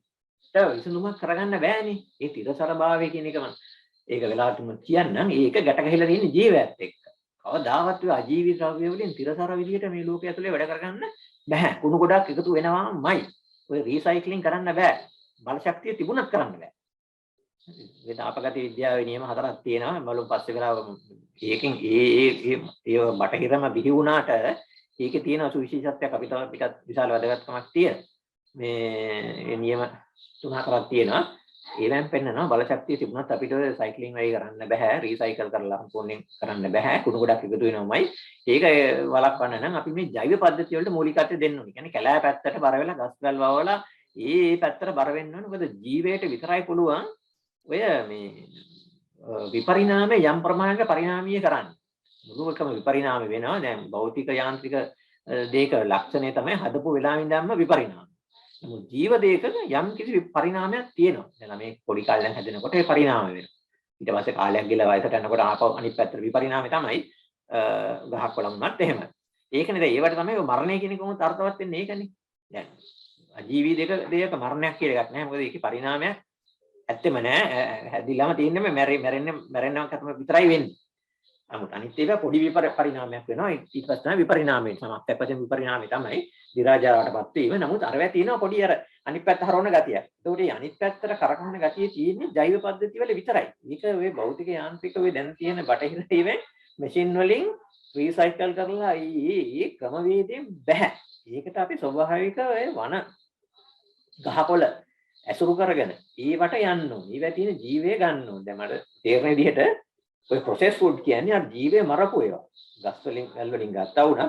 ඒක ප්‍රොසෙස් කරලා ගොඩාක් ප්‍රොසෙස් කරාට පස්සේ මේ ජීවය මැරිලා. ඒ අර ජීව කරන ඕකට අර ඕජා ඔය තේජෝ ගුණය. ඔය සතර මහා භූතවල තියෙන තේජෝ ගුණයේ තියෙන විශේෂ මේ ඔය ජීවය කියන එකට බලපාන මේ ගුණය ඒක. ඒකෙන් තමයි ජීවය ඇති කරන්නේ. ඒක ෆෝමේෂන් කියන එක. විපරිණාමය නෙමෙයි විපරිණාමයට විරුද්ධව යන ෆෝමේෂන් කියන එක ඒක තියෙනවනේ ජීව පද්ධතිය වල දැන් අපේ ෆෝම් වෙනවා නේ අපේ දක්වන විදිහ හොඳ වෙනවා අපේ වර්ධනය වෙනවා කොච්චර ෆෝමේෂන් එකක් මේ අපේ ඇඟක් ගත්තත් වෙනවද දැන් ගහක් ගත්තත් කොච්චර එනවද දැන් නිව්ටන්ට රේඛනට ඒක අහුන්නේ නැහනේ ගහක් ඇතුලේ අපල ගෙඩියක් ෆෝම් වෙනවා කියන්නේ පොඩි පහේ දෙයක්ද ඒක මේ නිර්මාණශීලී ෆෝමේෂන් එක වෙන ගුණය ඒක ඇති කරවන්නේ ওই තේජෝ ගුණය තේජෝ ගුණයම තමයි ඊට පස්සේ විපරිණාමය කරන්නේ ඒක විනාශ කරලා අනිත් පැත්තට යවන එකත් නමුත් ඕජා මේ තේජෝ ගුණෙම තමයි නිර්මාණශීලී ගතිය ඇති කරන්නේ දැන් ඕවා ඔක්කොම ගෝචර වෙලා තිබුණේ අපේ ඍෂිවරුන්ට තේජෝ ගුණයක් ගෝචර වෙන්නේ නැහැ පංචේන්ද්‍රිය. ඒතර පංචේන්ද්‍රියට ඒක ගෝචර වෙන්නේ උෂ්ණයේ හීතලයි කියලා විතරයි. ඒ දෙකෙන් විතරයි. ඒක අපිට තේරෙන ටික විතරක් දැන් හුඟක් වෙලාට ඒක ඕනේ කරලා තියෙනවා. නමුත් ඒකකින් ඔබට යන දෙයක් තියෙන බව ඔය බලංගොඩ ආනන්ද මෛත්‍රී හාමුදුරුවෝ රේරුකාණේ හාමුදුරුවෝ වගේ උන්වහන්සේලාත් පෙන්නලා තියෙනවා. තවත් හුඟක් තැන්වල මම දැකලා තියෙනවා. ඒකේ තියෙනවා ඔය සීත උෂ්ණයට නිකන් අපිට දැනෙන සීත උෂ්ණයට වඩා ගැඹුරු අර්ථයක් ෆෝමේෂන් එකයි ඩිෆෝමේෂන් එකයි දෙකටම බලපාන්නේ ඔය තේජෝ ගුණය. එතකොට ඊවාට සංවේදී වෙච්ච ඍෂිවරු, ඒවා දැනගත්තු ඍෂිවරු තමයි අපේ ওই බෙහෙත් වට්ටෝරු. ඔය ජ්‍යොතිෂේ තිය නෙවෙයි අපේ ඔය දැන් අනිත් ඒවාට උනත් ඔය පසෙත් තියෙන ජීව ගුණයක් ගස්වල. ඒ සියල්ලම දැනගෙන ඒවාට ගැළපෙන විදිහට ජීවයට සංවේදී වෙලා ජීව ආචරණ ගැන දැනගෙන ඒ දැන් අර වෙදමත් කතා දෙන්න කිව්වේ ගොඩක් දේවල් ඒ ওই සම්බන්ධයෙන් තමයි දැන් ආහාර රටාව ආහාර ගත්තම අපිට ගෝචර පංචේන්ද්‍රිය ඔය ටික විතරයි පංචේන්ද්‍රියන් වලින් ලබඩි කරලා ඔය එක එක උපකරණ වලින් ඕවා දිහා බලලි වෙලා හදාගත්තු ප්‍රෝටීන් අරම ටික මේ ආකෘති ටිකත් එක්ක තමයි අපි හැපෙන්නේ. නමුත් ඊට වඩා ඔබට ගිය දැනගත්තු ඉරිසිවරු දැනගත්තු දේවල් තමයි දැන් එතුමා විස්තර කරේ. සීත උෂ්ණ කියන්නේ මේ අල්ලුවම දැන් හීතලයි ෆ්‍රිජ් එකේ සීතලයි එහෙම නෙවෙයි. ඊට වඩා ඔබට ගිය දෙයක්. එතකොට දැන් අපිට තියෙන ප්‍රශ්නේ තමයි අපි ඕවා අද දැනුමක් විදිහට තිබුණාට අපිට ඕවා ගෝචර කරගන්න අපේ දේශීය දැනුම් වල ඉන්න දවිය කී දෙනෙක් ඉන්නවාද? දේශීය දැනුම් වල ඉන්න කට්ටිය වුණත් කී දෙනෙක් ඉන්නවද ඕවා කතාවෙන් විතරක් නෙවෙයි ඕවා ස්පර්ශ කරන්න පුළුවන්. ඒ ස්පර්ශ කරන්න බැරි තාක් ඒවා අපිට ස්පර්ශ කරන්න බැරි තාක් අපි ඔය බටහිර, ඒ කියන්නේ දැන් බටහිරටත් පංචේන්ද්‍රිය ගෝචර දේවල් තේරෙනවා අපිටත් තේරෙනවා. ඒතකොට අපි ඒගොල්ලෝ දැන් ඉන්නේ. අපි දැන් අතකගා ඉන්න දැනුම ලබලා දුන්නේ ඍෂිවරු. ඒගොල්ලෝ දන්න දැනුම ලබලා දුන්නේ ඒගොල්ලෝගේම ජාතිය කට්ටිය තමයි. මොකද අපි දෙගොල්ලෝ දැන් ඉන්නේ එකම තැන. ඒකට අපිට මේ අපේ අර ඍෂිවරු ලබා දීපු වුණත් ඒවා ගැන අපිට ලොකුවට කතා කරන්න හරි ඒවා ගැන තර්ක විතර්ක කරලා ඒවා ඒගොල්ලොත් එක්ක එකට කතා කරන්න අපිට අමාරුයි. මොකද අපිට තේරෙන්නේ නැහැ. අපිට තේරෙන්නේ නැහැ ඒගොල්ලන්ට තේරෙන්නේ නැහැ. අපි කියනවා මෙන්න මේ දේවල් තියෙනවා. හරි. දැන් ඕවා ඇත්ත නැත්ත හොයන්නේ කොහොමද? හරි. ඇත්ත නැත්ත හොයන්නේ එහෙනම් අපි දෙගොල්ලන්ටම ගෝචර තැනකට අපි යමු. අපිටත් තේරෙන්නේ මේ ටික, ඔයගලන්ටත් තේරෙන්නේ මේ ටික. හරි. එහෙනම් දැන් අපි ඒකෙන් යමු. ඒකේ කෙලවර තමයි ඔය සංඛ්‍යානේ. හරිද? මොකද වෙන මොනවාක්වත් ආකෘතියක් හදාගෙන ඒකෙන් පැහැදිලි කරගන්න බැරි තැනකට ආපුවම අපි කරන්නේ මොකද්ද? කතාවට ඕවා කරගෙන ඒගොල්ලෝගේ ක්‍රමය තමයි තියෙන්නේ. අපිටත් එච්චරයි දින ක්‍රමේ. මේ ලෙඩුන්ට දීලා බලලා කොහොමද හොඳ වෙන්නේ අරම කියලා සංඛ්‍යාන විශ්ලේෂණයක් කරනවා. හරි. එතකොට ඒක නිකන් හරියට ඇස්පෙනිච්ච මිනිස්සු ලබා දීපු යම් ශාස්ත්‍රයක් දැනුමක් අද අන්ධයෝ ඉන්නවා. ඉතින් අන්ධයන්ට වෙන කරන්න දෙයක් නැහැ. පේන්නේ නැහැ.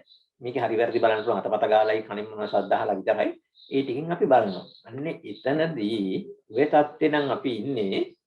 උතනින් අපිට බටේ උතන විශාල අරුබුදේ අපි ඉන්නේ. අපිට කිසිම දෙයක හරි වැරද්ද හොයාගන්නවත් මොකක්වත් කරන්න අපිට අපේ ආයුධේ නැහැ. ඒකෝර අපි හරි අසරණයි. අපිට ඒ ආයුධේ තිබිච්ච ශ්‍රේෂ්ඨ මිනිස්සු අපේ මුතුන් මිත්තු හොයාලා දීපු ටික අද අපිට හරියට හරියන විදිහට පාවිච්චි කරගන්න බෑ.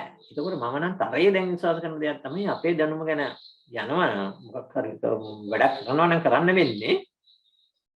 ඊ ආධ්‍යාත්මික පසුබිමට යන්නමම ඕනි. ඔක ජීවිතේට හිතලා තර්ක කරලා එතනට ප්‍රවේශ වෙන්න බෑ. අපි කොච්චර තර්ක කරලා රම කරත් ඒ බටහිර ගොඩේටම වැටෙන්නේ. මොකද පංචේන්ද්‍රිය ඇතුළෙම කරන වැඩක් නේ එතකොට. සංඛ්‍යානින් කරත් මොන විශ්ලේෂණේ ඒ විදිහට විශ්ලේෂණය කරත් මොනවා කරත් අපි එතනටමයි වැටෙන්නේ. ඒක ගැන අපිට ඕකේ ගොඩ යෑමක් වෙන්න නම් අපේ පදනමටම යන්න ඕනේ. කොච්චර අමාරු වුණත් ඒ පදනමෙන් තොරව පංචේන්ද්‍රිය පදනමෙන් ඉඳගෙන ඕක ගැන කතා කරලා තේරුමක් නැහැ. පොඩි දේවල් ටිකක් කරගන්න පුළුවන් මේ සංඛ්‍යානයම ගියාර මේ බලලා අපේ දේවල් වල වැදගත්කමක් මොකක් හරි පෙන්න ගන්න පුළුවන්.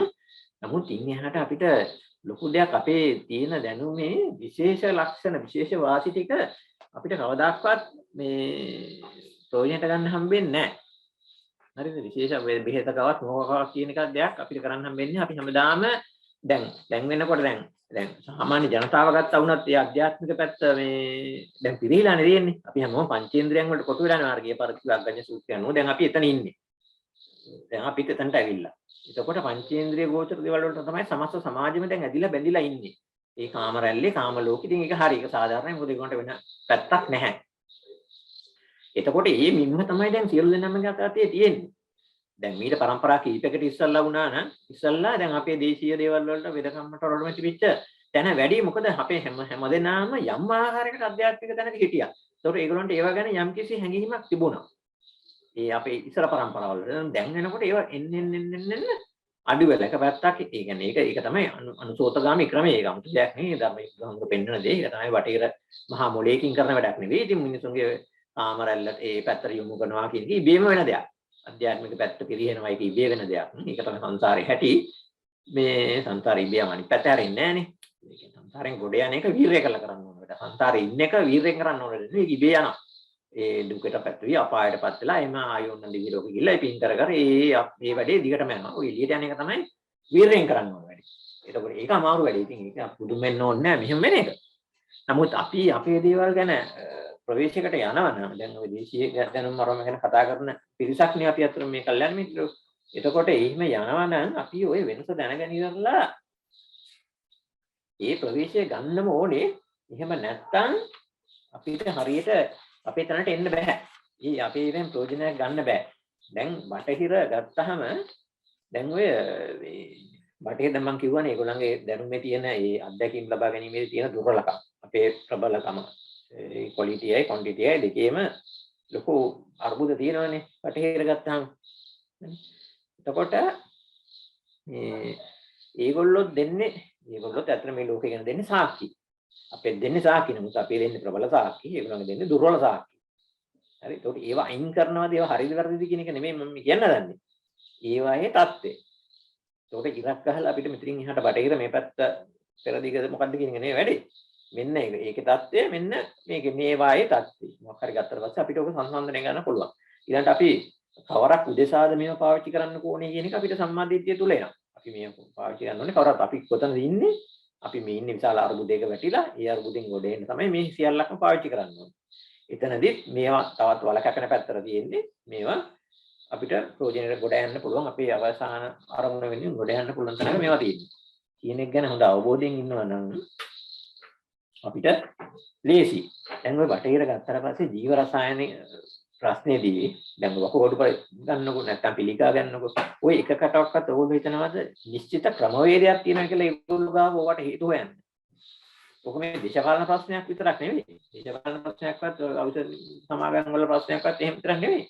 ඊගොල්ලන්ට ඕක ගැන හරියට නිශ්චිත නිගමනයක් දෙන්න ක්‍රමයක් නැහැ. හොඳද? ක්‍රමයක් නැහැ. දැන් අපි ඉස්සර පත්‍ර වලින් එහෙම ඉල්ලුවා. දැන් වකුගඩු රෝගයට නිශ්චිත හේතුව හොයන්න ක්‍රමයක් තියෙනවා නම් ඒ ක්‍රමය ඉදිරිපත් කරන්න. ඒක කොච්චර අමාරුද මුදල් යනවද කියන එක නෙමෙයි ප්‍රශ්නේ. ක්‍රමේ තියෙනවා නම් ක්‍රමය කියන්නේ. හරිද? ඒක කෝටි ගාණක් ගියක් තමයි නැහැ. මෙන්න මේකයි ක්‍රමය. හරි? මෙන්න මේකයි ක්‍රමයක එහෙම ක්‍රමයක් නැහැ. දැන් අද වුණත් එකම ජාතිය මහාචාර්යවරු එකම විදිහ විද්වත්තු ලෝකේ පුරා ඔය සියලුම ජෛව රසායනික ආචරණ සම්බන්ධයෙන් වාද කරනවා. පේපර්ස් මේ පැත්තට දානවා අර පැත්තට දානවා. මේ එකම මට්ටමේ උදවිය. එතකොට එහෙම නිශ්චිත ක්‍රමවේදයක් තියෙනවා නම් එහෙම වෙන්න බෑනේ. දැන් බටහිර වුණත් අර භෞතික පැත්ත එහෙම නැහැ. දැන් භෞතික පැත්ත ගත්තන් පස්සේ ওই විදිහ අරුමුද නැහැ. හැමෝම ඉන්නේ එකම මතයකට ඇවිල්ලා ඉන්නේ. කොහොමද සම්පූර්ණ මුලෝකෙම වෙනස් වෙලා වෙන එකකට යන එක වෙනයි. නමුත් හැමෝම ආසනකින් ඉන්නේ. ගලක් ඉන්නතරයට පස්සේ ලංකාවේ මම කියන්නේත් එක විදිහයි එංගලන්තේ ඇමරිකාවේ ඔක්කොම හැමෝම එකම තැනකට එකඟයි ඒක. මෙන්න මෙහෙමයි මේක වැඩ වැටෙන්නේ කියලා. නමුත් ජෛව රසායනික දේවල් ගත්තට පස්සේ නන්නත්තරයි. නන්නත්තරයි.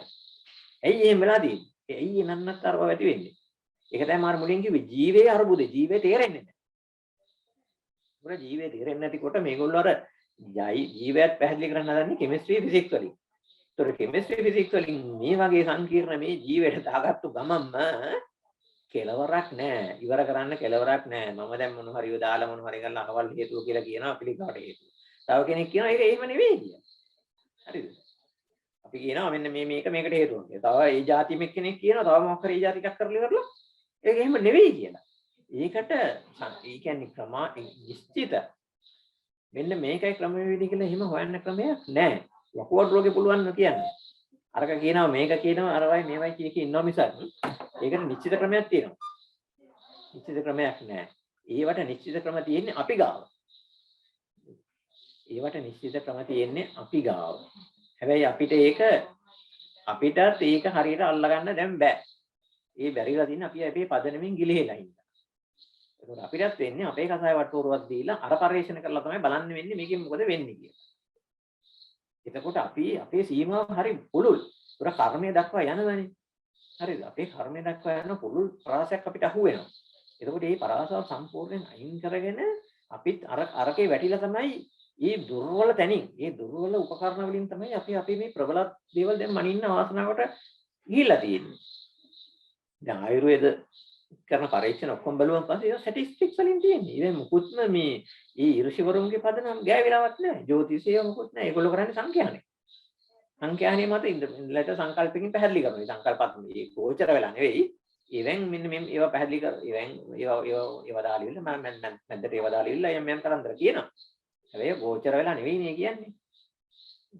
එතකොට මේක මේ බරපතල කාරණයක් මට නම් තේරෙන්නේ මේ අරුණාචල අපි ඔක්කොම හිතපු කියන එකයි මම යෝජනා කරන්නේ දේශීය දේවල් මම ඔය ෆෝරම් කීපයක ඔය කතාව පෙන්නලා තියෙනවා සමහරුන්ට නම් ඒක පොඩ්ඩක්වත් ගෝචර වුණේ නැහැ මේ මෙතනට යනවා නම් අපේ දැන මෙන්න මේකයි අපේ දැනුම් ගැන අතපත් දැන් අපි ගොඩාක් අපේ දේවල් වල ඒ කියන්නේ බටහිරයට ගෝචර වෙන දේවල් වලින් බලලා ඉවරලා ඒකේ වැදගත්කම දැන් අල්ලා ඉවරයි බටහිරට අහු වෙන ටික දැන් ගොඩක් දේවල් අපි දැනගෙන ඒකෙන්මනේ දැන්ට අපි ගත්තා වුණත් අපි දැන් උදාහරණ බරවම වුණත් ඒවා දැන් තම දැන්ට අපි දැකලා තියෙන්නේ බටහිර විදිහින්ම තමයි නිව්ටන් ලාගේ නියම වලින්ම තමයි හැබැයි දැන් මම ආපහු පාරක් කියනවා මේ භෞතික දේවල් වලට ඒවා යම් ප්‍රමාණයකට හරි හොඳයි ජීවයට නම් හොඳම නෑ ජීවයට හොඳම නෑ එතකොට භෞතික දේවල් වල වුණත් ඒවෙන් ගිහිල්ලා අපිට ඒවා වැදගත්කම පෙන්වන්න පුළුවන් නමුත් ඉන් එහාටත් තියෙන බව දැන් අපිට පේනවා මෙතනට ගියන් පස්සේ.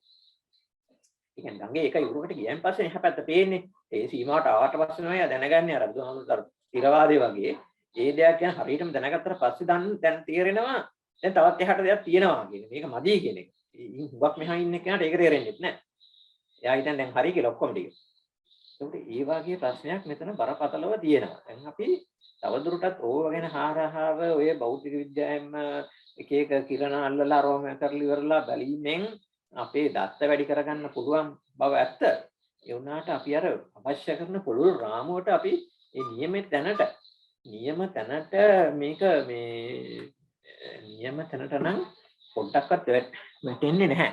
ඒකින්ද මේකට සාධාරණයක් කරන්නම් මේ අපි මේ පසුබිම ගැන කල්පනා කරලා බලන ওই පැත්තට ප්‍රවේශ වෙන්නම වෙනවා. ඒක තමයි මම මේකෙන් මේ මුළු කතාවෙම සහ ඔය ඉතිසල කරපු කතාවෙන් මේ පෙන්නන්න දැන් ඉතින් විද්‍යාත්මක හේතුනේ දැන් කියන්නේ. මේ විද්‍යාත්මක හේතු කියන්නේ අන්න අර දුර්වල සාක්ෂි මත පදනම් වෙච්ච හේතු ටික. හරිද? ඒවා බොරුයි කියලා කියනව නෙවෙයි. ඒක බොරුද ඇත්තද කියන එක නෙවෙයි මෙතන ප්‍රශ්නේ. කොච්චර දුර්වලද කියන එක. විද්‍යාත්මක සාධක කියන්නේ දුර්වල සාධක ටිකද. ඒක තමයි අපි සියල්ලම යොමු කරන දැන් බටහිර අපේ පෙරදිග වෙදකම විදිහට දුන්නත් අපි ඊට පස්සේ කියනවා විද්‍යාත්මකවත් මේක මෙහෙම මේ ඔප්පු වෙනවා කියලා. ඒක ලොකු දෙයක් විදිහට කියන්නේ. නමුත් මේ අන්තිම දුර්වල සාධකී. නමුත් අවසනාවට දැන් අපි එතනට එල්ලෙන්න වෙලා තියෙනවා අපිට තින් එහාට කරගන්න කර කියන්න දෙයක් නැහැ. මේ දුර්වල සාධකයෙන් තමයි අපිට ගන්න වෙන්නේ. අපේව මනින්න. ඒක තමයි ලොකු ප්‍රශ්නය. එතකොට අඩුම ගානේ ඕක ගැන පොඩ්ඩක් අපි හිතන මට්ටමේදී තමයි මුලින්ම කරන්න වෙන්නේ. හිතලා ඉවරලා උතනින් පනින්න ඕනේ. පනින්න ඕනේ කියන්නේ දැන්ටමත් මම කියන්නේ එහෙම කරපු කට්ටිය නෑ නෙවෙයි මේ ලංකාවේ අපි අතර ඉන්නවා විශේෂ වේ ආධ්‍යාත්මික දැනුම් එහෙම තියෙන කට්ටිය. නමුත් ඒ සියල්ලම එක තැනකට ගොනු වෙන්න ඕනේ. ඒක තමයි වෙන්න ඕනේ කියන එක. ඒක වෙනම දෙයක්. ඒකට මේ පිට අර ඒ පදනම තියෙන්න ඕනේ. ඒ පදනමට දාගන්න ඕනේ. නැතුව එහෙම දන්න කට්ටිය වුණත් හිමින් ඒවා කියන්නත් අකමැති. ඒගොල්ලෝ හිමින් බලනවා ඒවා ඒගොල්ලන්ට ප්‍රත්‍යක්ෂ වෙනවා යම් දේවල්. නමුත් ඒවා කියන්නේ නැහැ එහෙම. ඒවත් අර විදියට අර හේතු වලින්ම අර සරල දුර්වල හේතු වලින්ම මේ පැහැදිලි කරන්න තමයි උත්සාහ කරන්නේ. බුදුහාමුදුරුවෝ මේ ඔය හේතු නැත්නම් ප්‍රත්‍ය 24න් පළවෙනි හේතු ප්‍රත්‍ය කියන්නේ පළවෙනි එක. ඉතින් ඒ ප්‍රබල ලෙස 24 ආකාරයකට යම් දේවල් තවත් දෙයක ඇතිවීමට විනාශ වෙන බලපාන විදිය ගැන විග්‍රහ කරනවානේ. ඒක සෙල්ලන්නේ නැහැ. 24 ආකාරයකට විස්තර කරනවා. මේ එකට එක ඒවා බැඳිලා තියෙන හැටි. එතකොට විද්‍යාවෙන් ওই පංචේන්ද්‍රිය ගෝචර ටික විතරයි ළඟම තියෙන ටික තමයි ඒගොල්ලෝ හේතුව කියලා පෙන්නගෙන දැන් ඒක තමයි අපිටත් මුලින් ගන්න වෙලා තියෙන්නේ. එතකොට උතන මේ විශාල මේ විද්‍යාත්මක හේතුයි ඔය විද්‍යාත්මක කතන්දරේ. ඒක ඇත්තද බොරුද කියන එක නෙවෙයි ප්‍රශ්නේ. දැන් බුදුහාමුදුරුවෝ දැනනවාට පෙන්නන්නේ මේ ඇත්ත නැත කියන එක නෙවෙයි ගැටලුව. ඇත්ත නැත කියන එකට පටන් ගන්න එපා. නමුත් සම්මුතිය කියන්නේ සත්‍යයක්. පරමාර්ථය සත්‍යයක්. ඒ දෙක වෙනස තියෙන්නේ උපාදාන වීමේ තමයි ප්‍රශ්නේ තියෙන්නේ. මොකුත් නැහැ මේ අරම නෙවෙයිනේ මේ උපාදාන වෙන්න දෙයක් නැහැ. උපාදාන වෙන්න දෙයක් නැහැ කියන එක තමයි ඒක පරමාර්ථ සත්‍යෙන් බැලුවට පස්සේ වෙනවා මේකේ උපාදාන වෙන්න දෙයක් නැහැ. අර මොකද්ද පටිච්චසමුප්පාද ක්‍රියාවලියේදී අර උපාදාන වෙන තැන නවතිනවා. නැත්නම් ජවන සිත්වලදී අර මේක අල්ලගෙන හිතන්න යන්නේ ඒක නවතිනවා. දෙක් ප්‍රායෝගිකව මේ යමක් කරන්න විතරයි අපිට අවශ්‍ය. ආයුධය ඒ වෙලාවේ ඒක තමයි අර මම දැක්කේ සතර බ්‍රහ්ම විහරණ තුල වැඩ කරන්න ඕනේ කියලා. එතකොට ඒක ලෝකෙන් ඉවත් වීමක්වත් ලෝක විසිකිරීමක්වත් නෙවෙයි.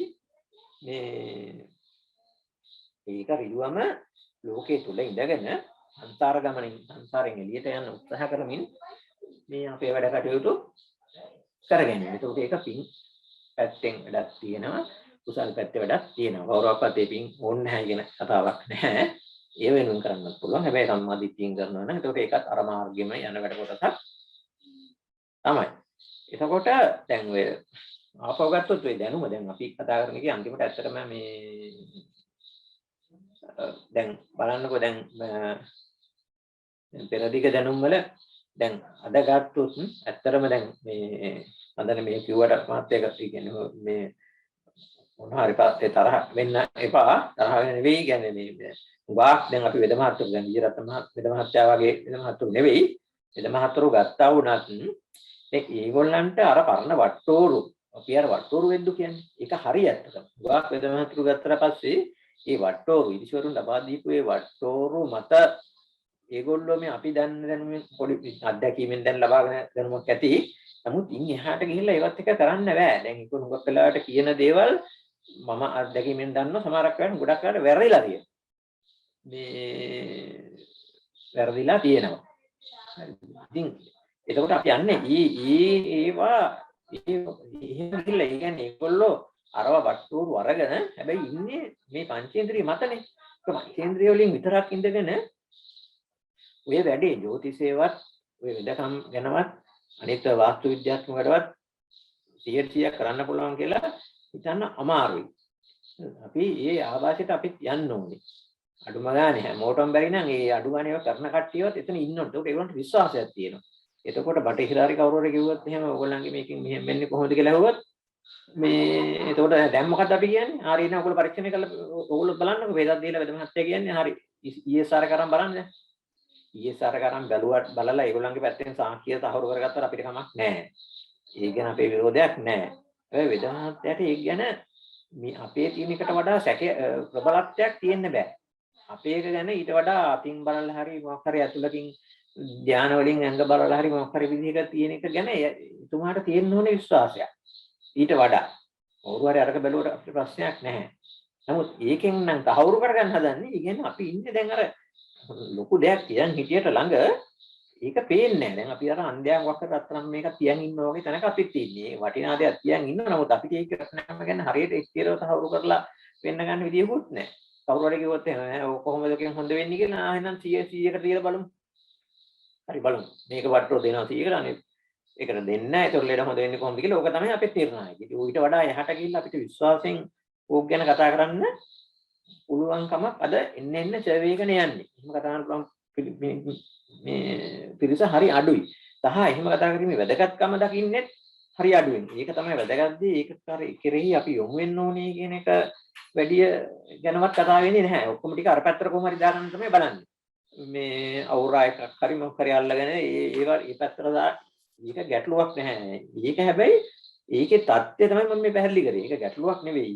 ඒක බොරුද ඇත්තද කියන්නේ නැහැ. දැන් ඒ වගේ උපකරණකින් බලුවට පස්සෙත් ඒවා ඒ විදිහට පෙනේ ස්කෑන් එකකිනුත් පේනවා යම් දෙයක්. ඒක බොරු නෙවෙයිනේ. නමුත් ඒවයි අපේ ඒවයි බැලුවට පස්සේ ක්වොලිටි එකයි ක්වොන්ටිටි එකේ අතරේ තියෙන බරපතල වෙනසක්. ඒක ඒගොල්ලෝ මේ සීමාවෙන් දීම ගැන අපිට ගැටලුවක් නැහැ. නමුත් අපිට මේ එතන ඉන්න බෑ. අපි මොකද ඊට වඩා ලොකු සම්ප්‍රදායකින් තමයි අපිට අපේ මුතුන් මිත්තෝ මේ දැනුම ලබා දීලා තියෙන්නේ. ඒකට ඒ දැනුම ගැන එක සෙල්ලම් කරන්න බෑ අපිට. ඒකට ඒ පදනම හොයාගන්න ඕනේ අපි. මේ පදනමත් හුඟක් වෙලාවට දැන් තාම තියෙනවා. ඉතින් මේ පදනම කරන විදි මම මේක තව ස්ලයිඩ් එකක් පෙන්නන්නම්. බලංගොඩ ආනන්ද මෛත්‍රී හාමුදුරුවෝ ප්‍රකාශයක් නේ.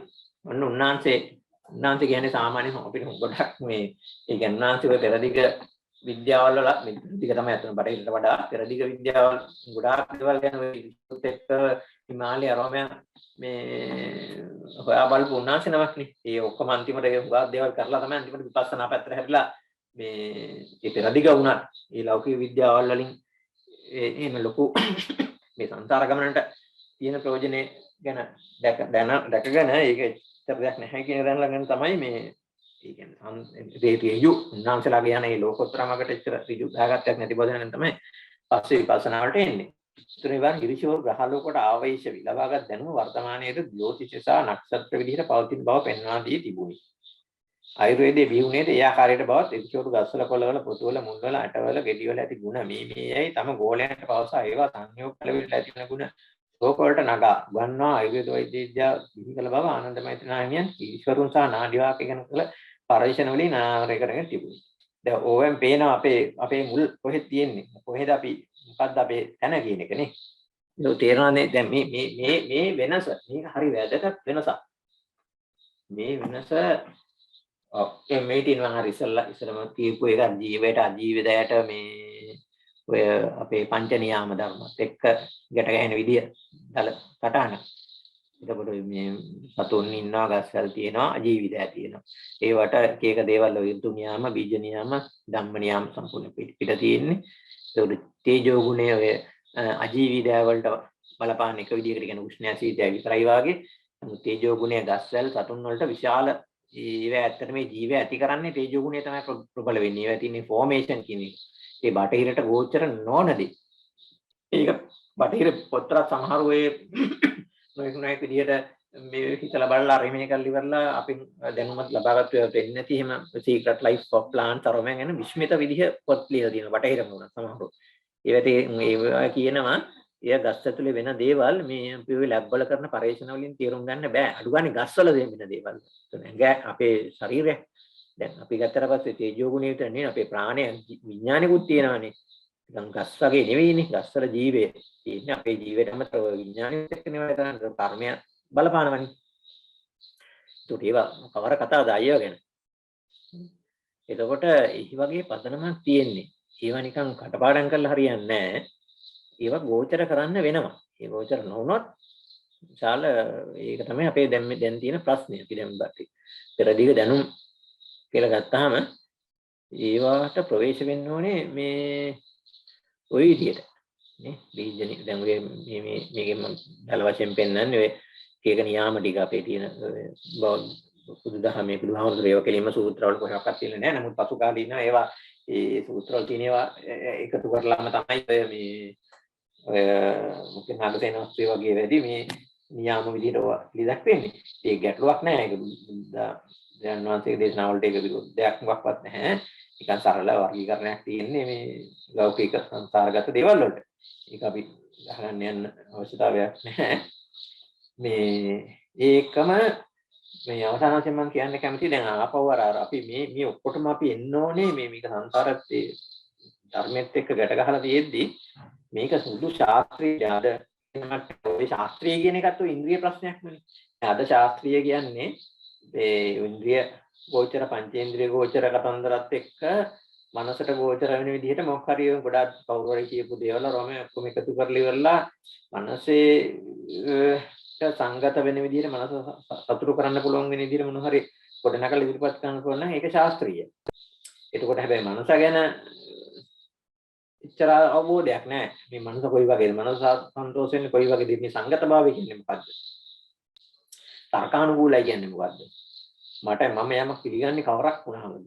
මගේ මනස කොයි වගේ වුණාමද මම කොයි වගේ කරුණ වලටද මම කැමති? ඒ කරුණ වලට මම හැමදාමත් කැමති වෙයි ඒ විදිහට. මගේ මනස හිතනකට වෙනස් වෙයිද?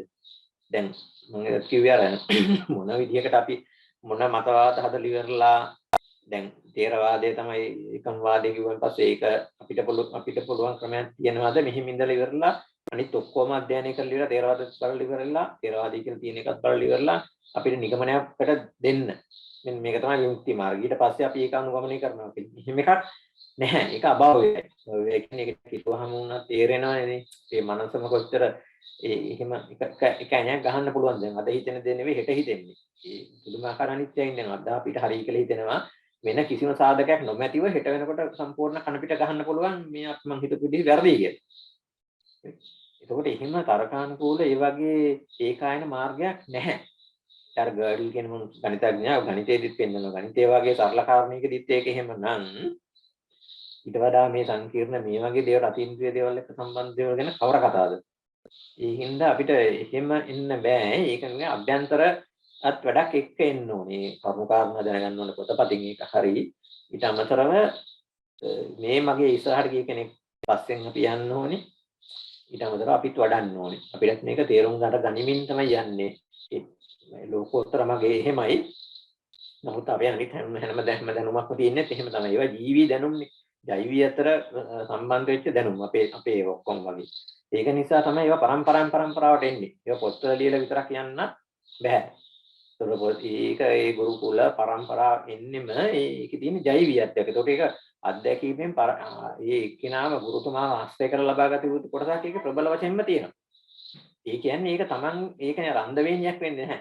එයත් යන්නේ ප්‍රත්‍යක්ෂ කරගෙන. ඒක යාගේ ළඟ හැදෙන මිනිස්සු එයත් ප්‍රත්‍යක්ෂ කරගෙන යන්නේ. ඒ ප්‍රත්‍යක්ෂය ලියන්න බෑනේ.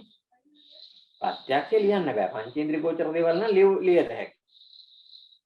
මොකද ඒක වාටත් දැනෙනවා මටත් දැනෙනවා ඒ ටික දැනෙනවා. නමුත් ඉන් එහාට යන දෙයක් ලියනවා නම් එයාටත් ඒක දැනෙලා තියෙනවා.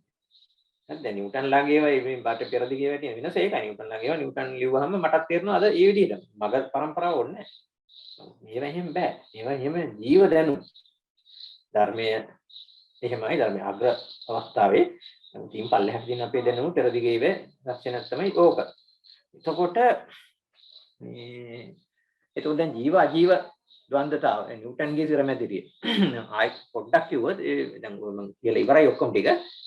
ඉතින් ওই නිව්ටන්ගේ සිරමැදිරිය තමයි අපි ඉර වෙලා ඉන්නේ පංචේන්ද්‍රිය ඉර වෙලා ඉන්නවා කියන එකේ අර්ථය තමයි ඒ කියන්නේ. පංචේන්ද්‍රියන් වල ඉර වෙලා ඉන්නවා කියන්නේ නිව්ටන්ගේ මේ සංකේතවත් වෙන්නේ නිව්ටන්ගේ සිරමැදිරිය තමයි අපි ඉන්නේ. ඒක නිසා ජීව අජීව ද්වන්දතාවක් අපිට නැහැ. අපිට තියෙන අජීවය විතරයි. ජීවයත් අපි අජීවෙන් තමයි පැහැදිලි කරන්නේ. ජීවය අජීවය තව ගොඩක් වෙනස්කම් තියෙනවානේ. දැන් මරණය එක තියෙනවා. අයිති ජීවිතයට අපිට හිතුමතේ බලපෑම් කරන්න බෑ. වාහනයක් අපිට ගැටුනොත් අද හවසට අපිට මේ කැල් ටික දාලා හදලා තියන්න කියලා වසුන් හැට කියලා දැයි. ලෙඩක් වුණාට පස්සේ කියලා එන්න බෑ. හවස වෙනකොට මං එනවා මෙයා හොඳ කරලා තියන්නේ. ඒකට අපිට යම් කිසි බාහිර විදිහට තමයි බලපෑම් කරන්න පුළුවන්. ඒක වැඩෙන්න දෙන්න ඕනේ. ඒක යන විදිහට යන්න දෙන්න ඕනේ. ඒකට අපි ගහකට පොර දාලා ඒව ටික කරන්න පුළුවන්. ගෙඩි ඇදලා ගන්න බෑනේ. ඒ වගේ ඒකේ විශේෂ වෙනස්කම් තියෙනවා. ඒතකොට ඒ ගැන අපි හොඳට දැනගන්න ඕනේ. ඒ ගැන හොඳට නොදැනගත්තොත් අපිට අවස්ථාවක් වුණොත් අපි පස්සේ ආයෙ කතා කරමු ඒ තිරසර භාවයේ ගැටලුව ඕක තමයි. ජීව ද්වන්දතාව දන්නේ නැතුව ජීවය අජීවයෙන් පැහැදිලි කරන්න ගිහිල්ලා නැහැ මේ සියලුම ප්‍රශ්න අද ඇති වෙලා තියෙන මේ භෞතික යාන්ත්‍රික දේවල් වලින් ගොඩ ගහගෙන යන්නේ මැෂින් අරවමත් එක්ක මේ ප්‍රශ්න විසඳන්න පුළුවන් කියලා හිතලා. බෑ. එකක් හදනකොට ඒ සියල්ලම කුණු වයින් කරන්න මැෂින් එකක් හැදුවොත් එහෙම මේ මැෂින් එක ඊළඟට කුණු ගොඩක් බවට පත් වීම වළක්වන්න බෑ. ඔක බලශක්තියෙන් විසඳන්න පුළුවන් ප්‍රශ්නයකුත් නෙවෙයි. ග්‍රහ ලෝකයකින් අපිට වෙන බලශක්තිය දුන්නත් ඒත් බෑ. බලශක්තිය ප්‍රශ්නයක් නෙවෙයි මෙතන තියෙන්නේ. බලශක්තිය විතරකින් හරියන්නේ නැහැ. කාලයක් අපිට බලශක්තිය තිබුණොත් ඕන එකක් කරන්න පුළුවන්. බෑ.